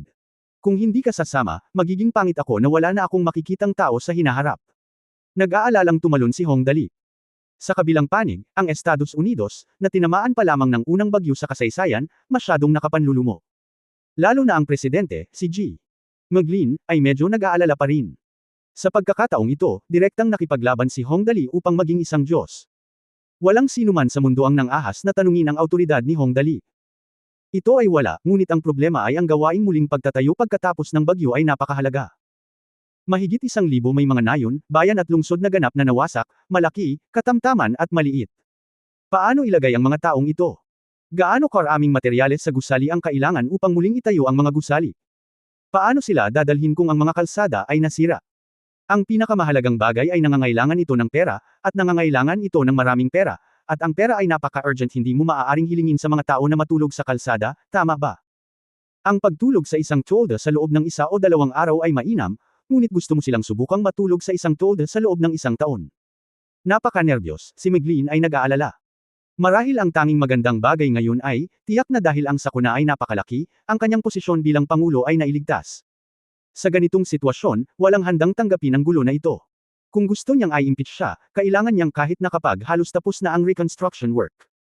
Mr. President, nang malapit na si Meglin, pinaalalahanan siya ng kanyang assistant, kung wala ka talagang magagawa, bakit hindi makipag-ugnayan si Mr. President sa Young Master at subukan? Sa ngayon, tinawag pa nga ng Secretary General ng Presidente ng United States si Hong Dali Young Master. Mukhang ito lang ang paraan, nag-isip sandali si Meglin. Ayaw niya talagang istorbohin si Hong Dali. Sino ang nakakaalam, hihingi siya ng tulong kay Hong Dali. Ang pera ba ang magpapasaya sa kanya? Ngunit wala na talagang ibang paraan, kaya't maaari lamang tawagan ni Meglin ang mobile phone ni Hong Dali. Ito ang kailangan niyang hilingin ng napakahirap. Sa Big Fish Aircraft Carrier. Nakahiga si Hong Dali sa kondongan ni Lee Nianwei, bam-antong hininga. Mawawalan ako ng 200 bilyon sa loob ng 2 taon, kung hindi, mawawala ng isang tao ang mundo. Mawawalan ako ng 200,000 mga barya sa galaxy sa loob ng 2 buwan, kung hindi ay lalala ang aking gwapong anyo. Ipinahayag ni Hong Dali na labis siyang nanlumo. Ang panig ng daigdig ay kailangang patuloy na mag-isip ng mga paraan upang gumastos ng pera, at ang panig ng universo ay kailangang humanap muna ng mga paraan upang marating ang landas napakahirap para sa kanyang lola na maging isang gastador sa mga araw na ito. Sa sobrang pag-aalala niya ay biglang tumunog ang telepono. Sino ito? Galit na kinuha ni Hong Dali ang telepono at sinabing, na-depress ako ngayon. Huwag mo akong pakialaman kung walang importante. Magiging seryoso ang kahihinatnan.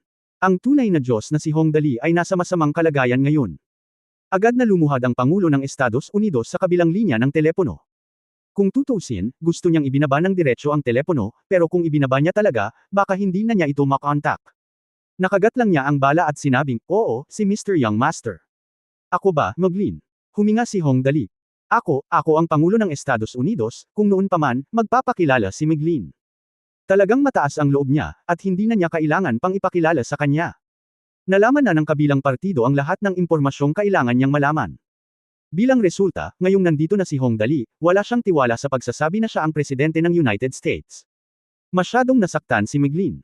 Oh, Mr. President, sinabi ni Hong Dali na labis siyang nadismaya na magagawa ng Pangulo ng Estados Unidos ang anumang mabuti para sa kanya, ano ang problema? Wala akong pakialam sa mga bagay na walang halaga tulad ng pagpapanatili ng kapayapaan sa lupa. Ang pagpapanatili ng kapayapaan sa lupa ay isang bagay na ito ba ay isang maliit na bagay? Oo, yun lang. Nang makipag-usap kay Hong Dali, medyo hindi kumpiyansa si Mr. President, kasalukuyang muling nagtatayo ang ating bansa, ngunit medyo malaki ang konsumo ng pera sa kasalukuyan. Noong una, gusto kong maghanap ng ilang bansang mapupuntahan. Gusto kong humiram ng ilang pambansang utang, ngunit pagkatapos pag-isipan ito, pakiramdam ko ikaw, Mr. Hong Dali, ay mas may kakayahan, kaya tinawagan muna kita at gusto kong humingi ng iyong opinyon. Nako, nakakadismaya maging presidente. Kailangan mong humingi ng opinyon ng iba. Sa totoo lang okay na humingi ng mga tagubilin, ang susi ay kailangan mong maging mapagpakumbaba. Gayunpaman, nang marinig ito ni Hong Dali, agad siyang naging masigla. Kailangan ko ng pera, hindi ko sinabi sa iyo kanina, magkano ang kailangan mo?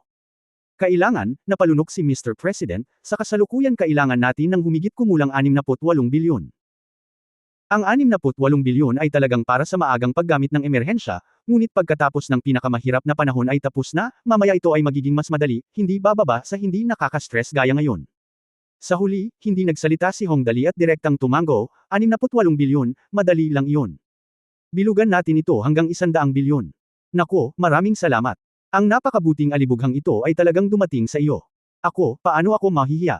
Ito, naayos na ba ito? 100 bilyon. Naka-round up pa rin. Dapat sabihin na bago tumawag si Meglin ay handa na siyang pag-alitan. Bagamat alam niyang malaking gastusin ang kabilang partido, kung tutuusin, gaano man siya aliberga, hinding-hindi siya magpapahiram ng pera sa isang kaaway na handang husgahan siya noon. Sa huli, si Hong Dali ay sumang-ayon ng matapat at direkta. Magkasama lahat. Kabanata 658, napakaganda ng pakiramdam na iyon. Hindi, Mr. Hong Dali.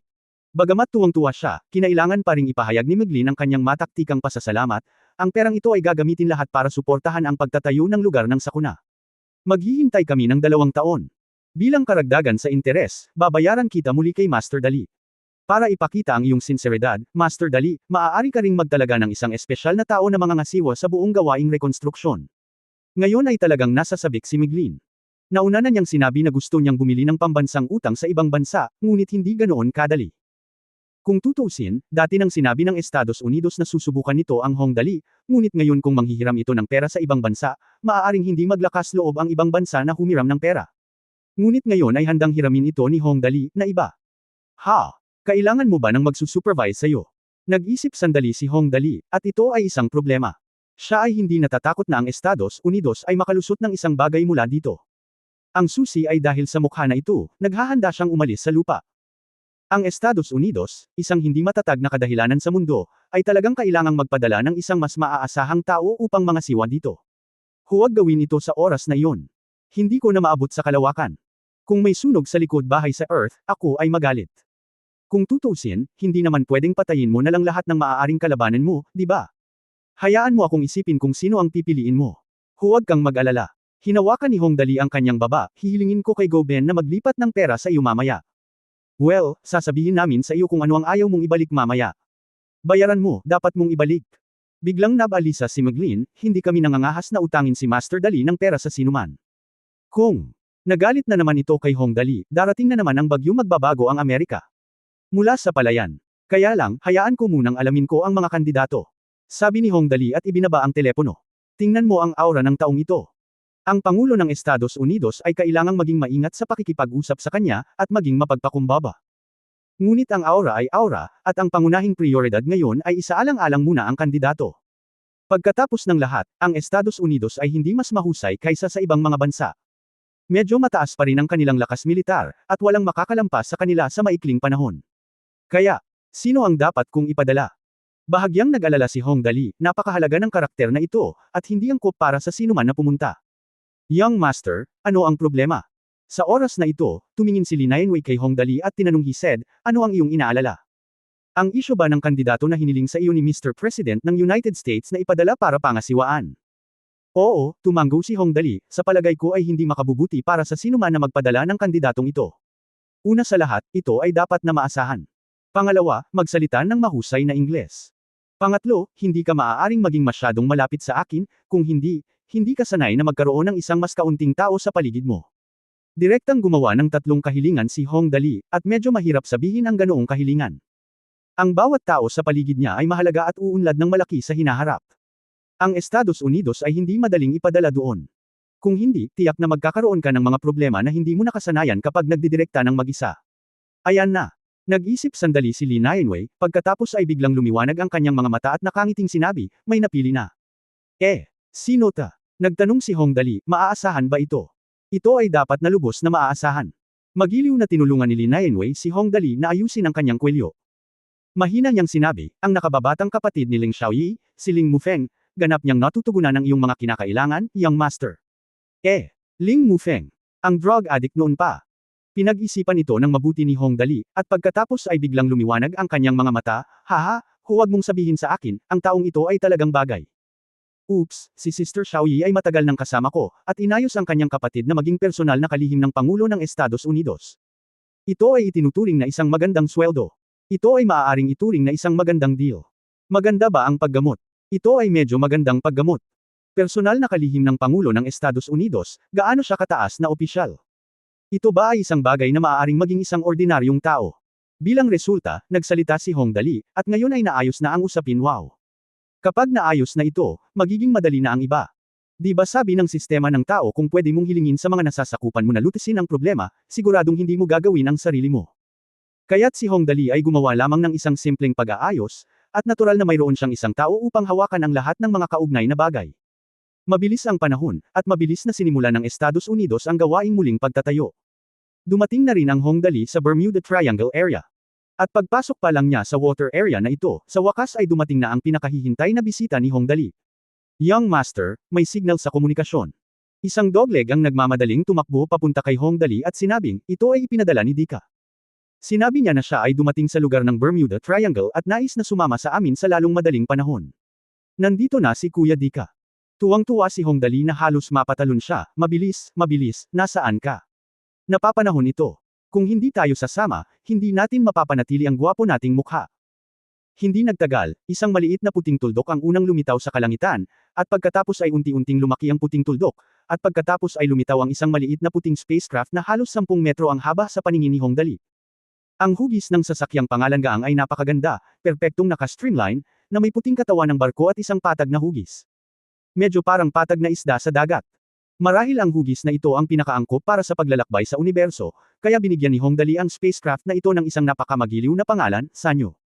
Hahaha, Kuya Dali, miss na kita pagkatapos ng ilang araw na hindi nagkita. Pagkalabas na pagkababa ni Dika sa spaceship, dumiretso siya kay Hong Dali at binigyan siya ng magiliw na yakap, nagmamadali ka ba? Nagmamadali ka. Mabangis na sabi ni Hong Dali mahigpit niyang niyakap si Dika, Kuya Dika, kung hindi ka darating, pupunta ako sa universo para hanapin ka, kung hindi ka darating, hindi makikita ang gwapo kong mukha. Hindi. Hindi, kung sasabihin mong gusto mong sumama, dapat kang sumama.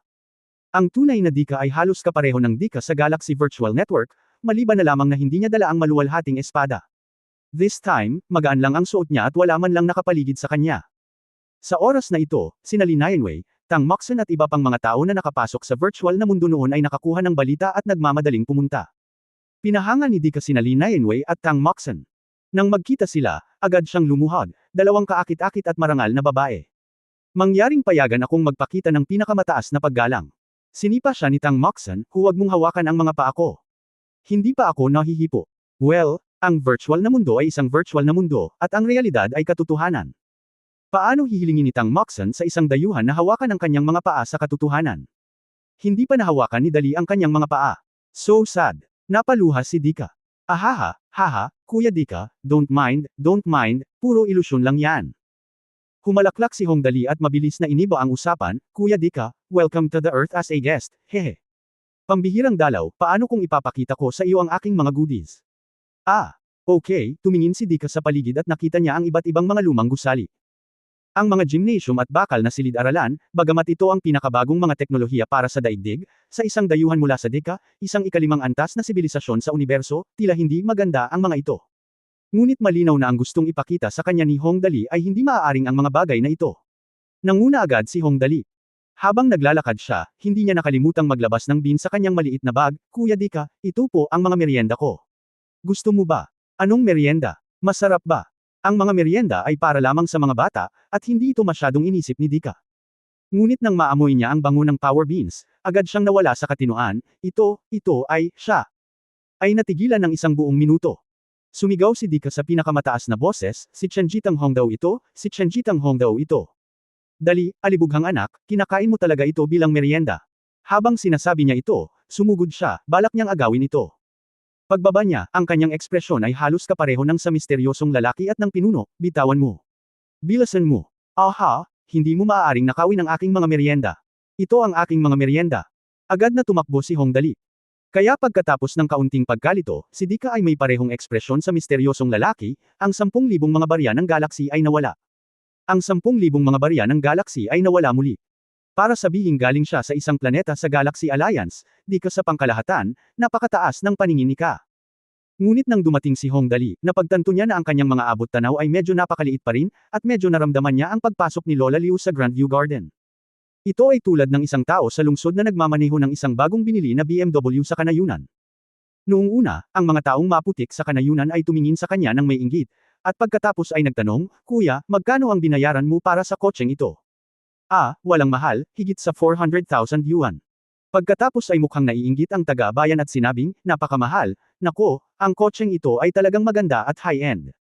Kaya natapos ang isang napaka-classic na maliit na show-off na eksena. Dahil dito, nang dumating si Dika, biglang nagbago ang kalikasan. Napalitan ito ng ibang eksena.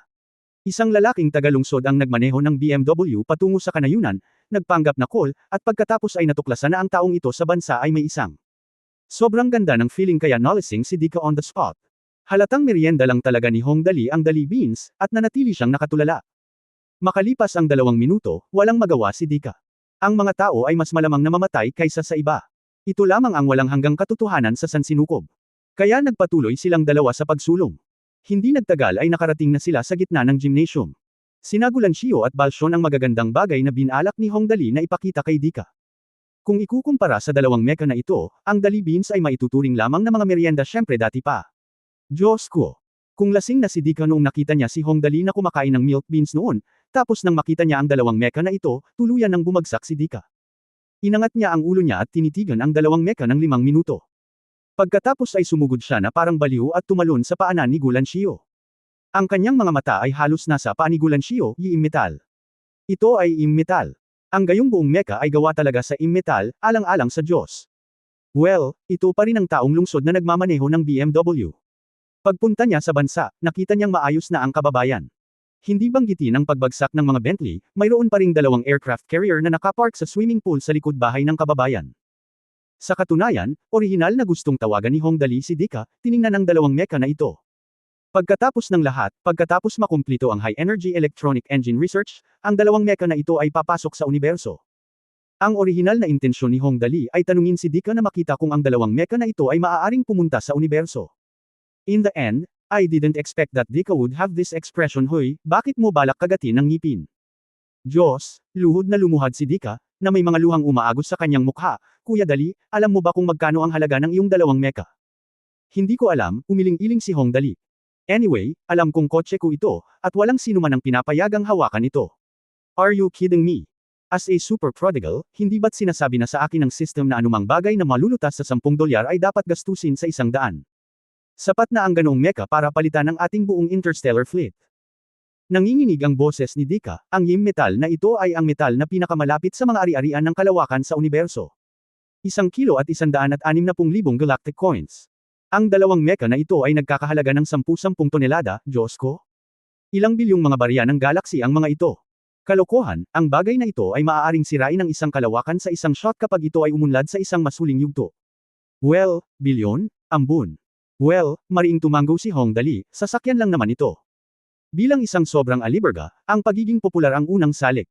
Huwag humingi ng pinakamahusay, ngunit humingi ng pinakamahal. I really. Halatang-halata na wasak si Dika. Pero hindi nagtagal, naging masigla na naman siya. Niyakap niya ang mga paa ni Gulan Shiu at Bang Ulong, Kuya Dali, wala talaga akong imik. Bukod sa sobrang mahal ng dalawang mecha mo, alam mo ba kung ano ang kaya nilang gawin? Nagtataka na tanong ni Hong Dali, ano pa ang magagawa ng bagay na ito bukod sa pagiging isang paraan ng transportasyon? Sa puntong ito, bumalik siya sa katinoan at sinabing, tama na. Kuya Dika, mecha na lang tawag dito. Maraming ganoong bagay sa universo. Naalala ko na parang sinabi ni Lin Chuyin noon na walang magandang gamit ang mecha na ito maliban sa pagpapakitang gilas. Ito ay nakatayo sa katwiran. Tamang sabihin na ang teknolohiya sa sansinukob ay napaka-advance kaya hindi dapat magkaroon ng ganoong bagay. Hindi ba dapat ang mga spacecraft turret ang pangunahing kagamitan sa universo? Siyempre may magagawa pa ito. Hindi makapagreklamo si Dika tungkol sa maaksayang paggamit ni Hong Dali ng mga likas na yaman, dahil sa makabagong teknolohiya sa universo, maraming malalaking manu-manong paggawa ang ginagawa ng mga robot, kaya mas kailangan ang libangan. Kaya ang makinang armor na ito ay nabuo. Diyos ko! Bulalas ng lahat, posible bang gamitin ang mecha na ito para makipaglaban sa universo? Papatayin ba nito ang mga tao? Nagulat na sabi ni Hong Dali, talaga bang laban ito? Siyempre hindi totoo. Huminga ng malalim si Dika, sa universe, napakalaki ng eksena. Kung talagang lumaban ang mecha, malaki ang epekto nito. Ngunit ang susi sa problema ay nasa Galaxy Virtual Network, ito ay mayroong isang kompetisyon ng mecha. Holy crap, ito ay kahangahangang. Di ba ibig sabihin kaya mong lumaban kahit anong gusto mo?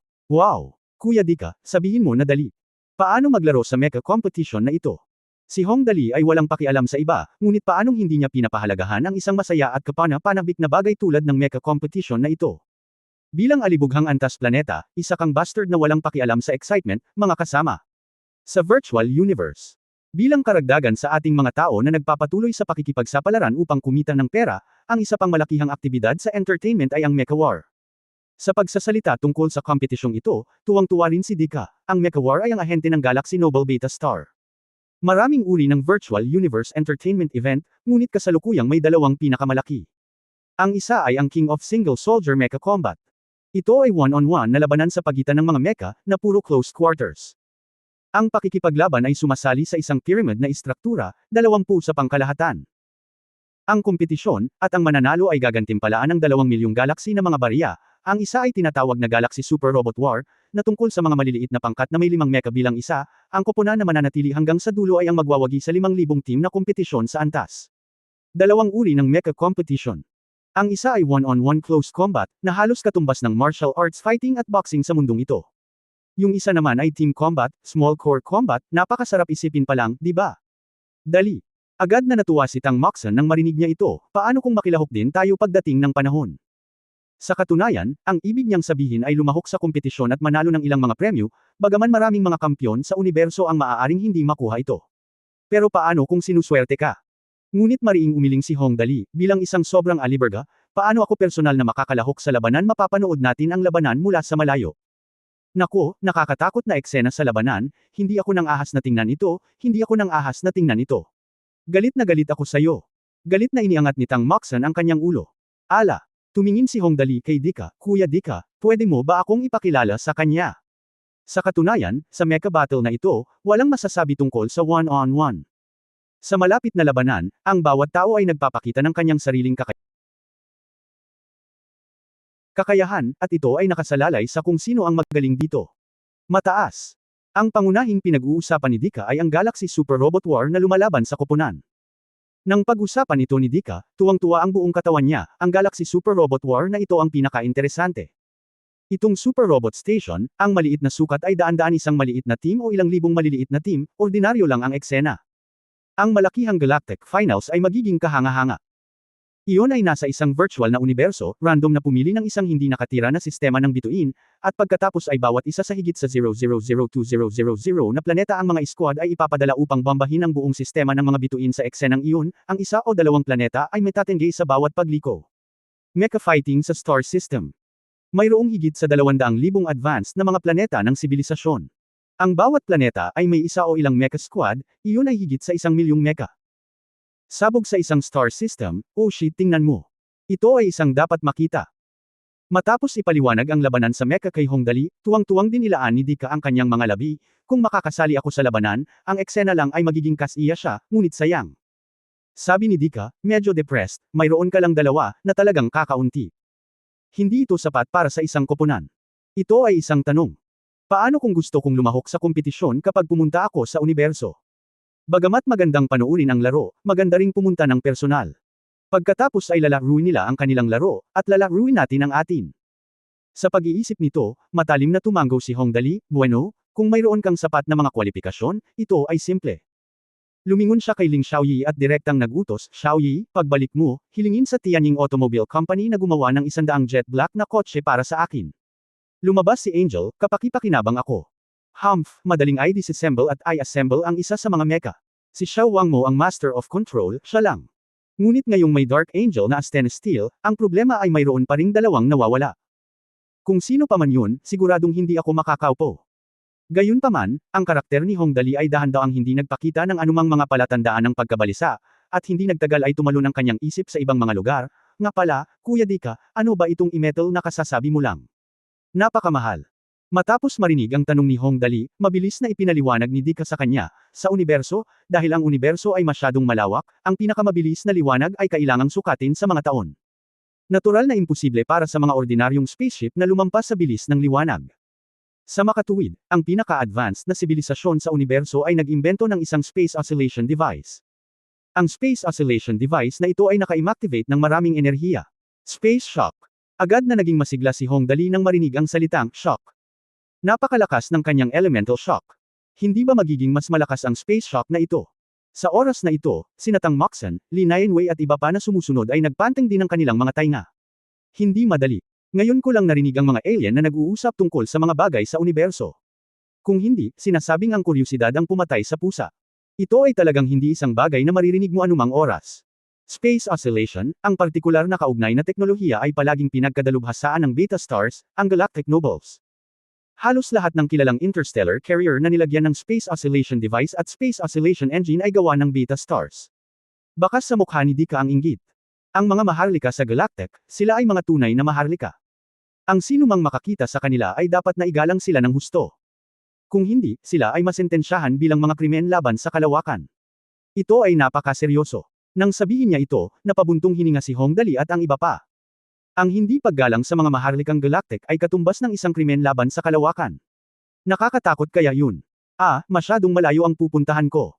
Sa pagtingin sa mga ekspresyon ni Hong Dali at ng iba pa, tumawa si Dika at napakamot sa kanyang buhok, malalayo ako kapag binanggit ko ang mga maharlikang galactic. Pasensya na. Nagpatuloy siya sa pagpapaliwanag ng kahulugan ng panginginig ng kalawakan.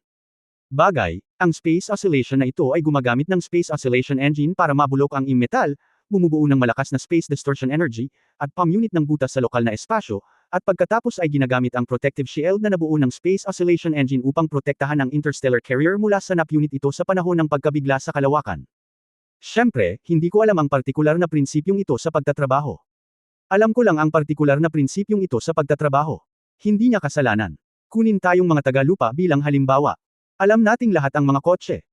Nagsusunog ito ng langis, ngunit tiyak na hindi ito isang bagay na malinaw na maipaliwanag ng sinuman tungkol sa makina ng kotse. Iyan halos ang ibig sabihin nito. Alam ni Dika ang tungkol sa space oscillation at ang prinsipyo ng space oscillation, ngunit kung gusto niyang sabihin sa kanya kung paano gumagana ang space oscillation engine, hindi niya masabi. Sa madaling salita, hinawakan ni Hong Dali ang kanyang baba, kung gusto mong maglakbay sa gitna ng mga bituin, dapat mayroon kang imetal, kung hindi, hindi ka makakapag-teleport, di ba? Well, iyon siguro ang ibig sabihin nito. Tumango si Deckard. Kabanata 660, ako ay isang taong may katayuan. Mobile website ng site na ito, mangyaring abisuhan ng isa't isa upang magrekomenda ng mga pagpapakilalang pangpromosyon sa iyong QQ group na Weibo, WeChat forum post bar.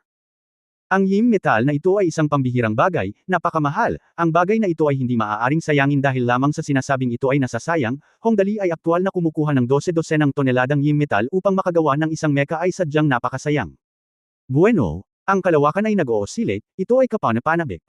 Nag-isip sandali si Hong Dali at biglang nagsabi, na pagpasyahan kong kumuha ng Space Oscillation Engine sa universo mula ngayon. Magiging kahanga-hanga ito. Dali, nagpaplano ka bang pumunta sa interstellar travel? Matapos marinig na kukunin na ni Hong Dali ang Space Oscillation Engine, nagtanong si Tang Moxon, maganda ang Space Oscillation, ngunit paano kung mawala ka? Ang maliit na batang babae subconsciously nagtanong. Pagkatapos ay sinabi sa kanya ng mga katotohanan na siya ay labis na nag-iisip. Sino ang nagsabi na gusto kong maglakbay sa gitna ng mga bituin? Nanlaki ang mga mata ni Hong Dali, sa palagay ko, sa pamamagitan ng Space Oscillation Engine na ito, makakapunta ako sa banyo ng may estilo sa hinaharap. Nagulat si Tang Moxon, pumunta sa banyo. Oo, matalim na tumango si Hong Dali, sa tingin mo, kailangan kong pumunta sa banyo ilang daang metro ang layo. Ako ay isang taong may katayuan. Tang Moxon, Li Nianwei, Dika, iba. Hindi nagtagal, tumunog ang dagandong ni Tang Moxon mula sa carrier ng sasakyang panghimpapawid ng Big Fish, Hong Dali. Halika rito. Ipinapangako kung hindi kita papatulan hanggang mamatay. Makalipas ang 10 minuto.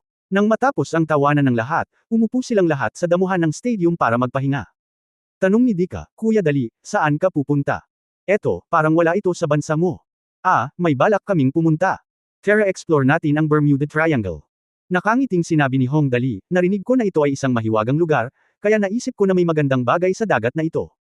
Kahit walang magandang bagay, pwede akong pumasok sa loob at makita ang tanawin. Hindi masama. By the way, Kuya Dika, sasama ka ba sa amin? Pumunta sa dagat.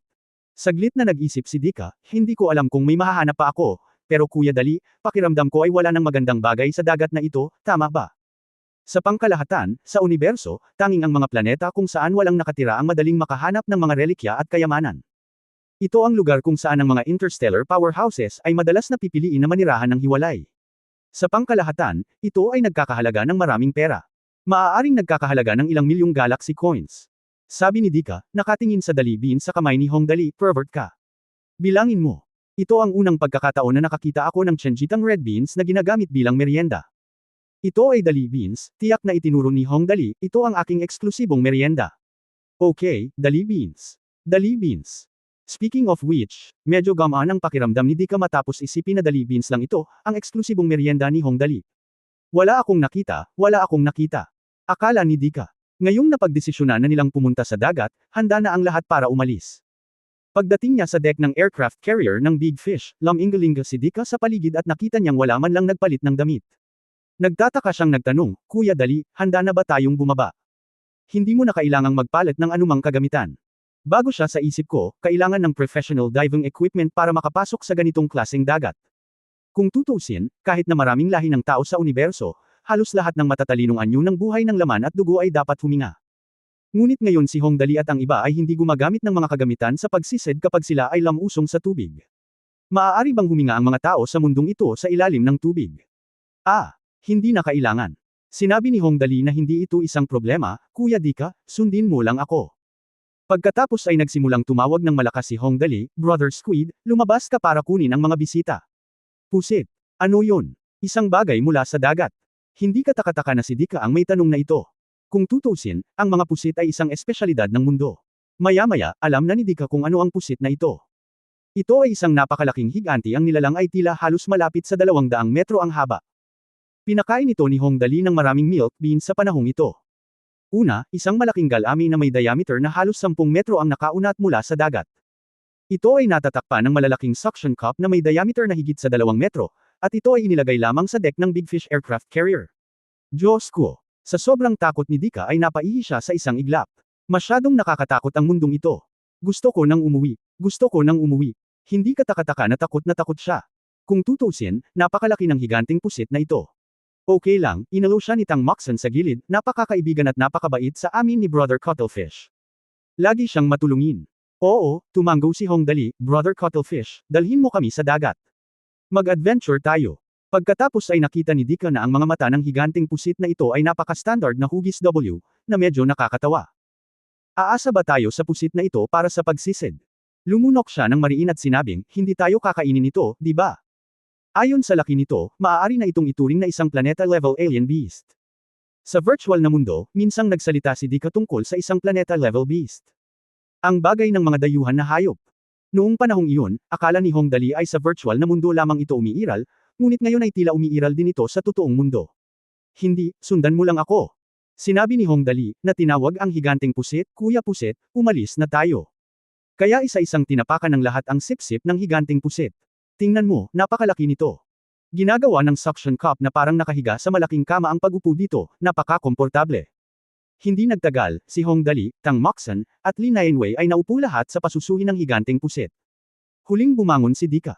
Pag-upo pa lang niya, iba na ang pakiramdam niya. Hoy, huwag mo nang banggitin, humiga ka lang, talagang komportable dito, medyo flexible.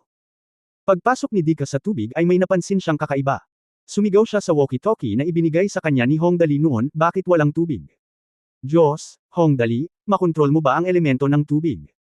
Kuya Dika, tutal tagalungsod ka rin na nagmula sa advanced civilization of the universe, kaya huwag ka nang mag-istorbo, okay?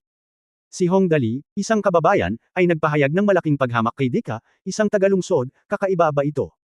Isang sige, masanay ka na lang. Ito ang totoong mundo. Muling sumigaw si Dika, hindi ba nakakapagtaka na kaya mong kontrolin ang elemento ng tubig? Wala itong nararamdaman, sabi ni Hong. Malakas siyang sumangot, I feel pretty normal. Matapos ang pakikipag-usap, patuloy na hinihimas ni Dika ang kanyang mukha, dapat hindi pa ako nagigising, dapat nga. Aba, masyado akong abala sa spaceship pagdating ko dito dati. Inaantok ako, nananaginip pa ako ngayon. Kung tutusin, hindi kataka-takang nagkakagulo siya. Kung tutusin, para sa kanya, nakakamangha talaga ang makontrol ang elemento ng tubig sa totoong mundo. Upang sabihin na sa virtual na mundo sa mundo, katanggap-tanggap para sa mga salamangkero na gawin ito, ngunit sa totoong mundong ito. Lalo niyang naramdaman na para siyang bumpkin na hindi pa nakikita ang mundo. Tingnan ang katahimikan ng mga tao sa paligid ng Hong Dali. Kamahalan ng pusit ay sumisid hanggang sa ibaba. Upang sabihin na ang napakalaking hayop na ito na matatawag na hari ng dagat, isang planeta-level na alien beast, ang bilis ng pagsisid nito ay talagang lampas sa paghahambing ng ordinaryong makinarya. Hindi nagtagal ang pagsisid sa lalim na mahigit 3,000 metro ng seabed. Ang liwanag dito ay napakadilim, at karaniwang walang makikita. Napakadilim kung saan pumapasok ang lahat. Sa totoo lang, halos imposible na tuklasin ang isang lugar na tulad nito upang makita kung mayroong anumang mga kayamanan. Pero syempre, imposible para sa iba. Walang imposible para kay Hong Dali.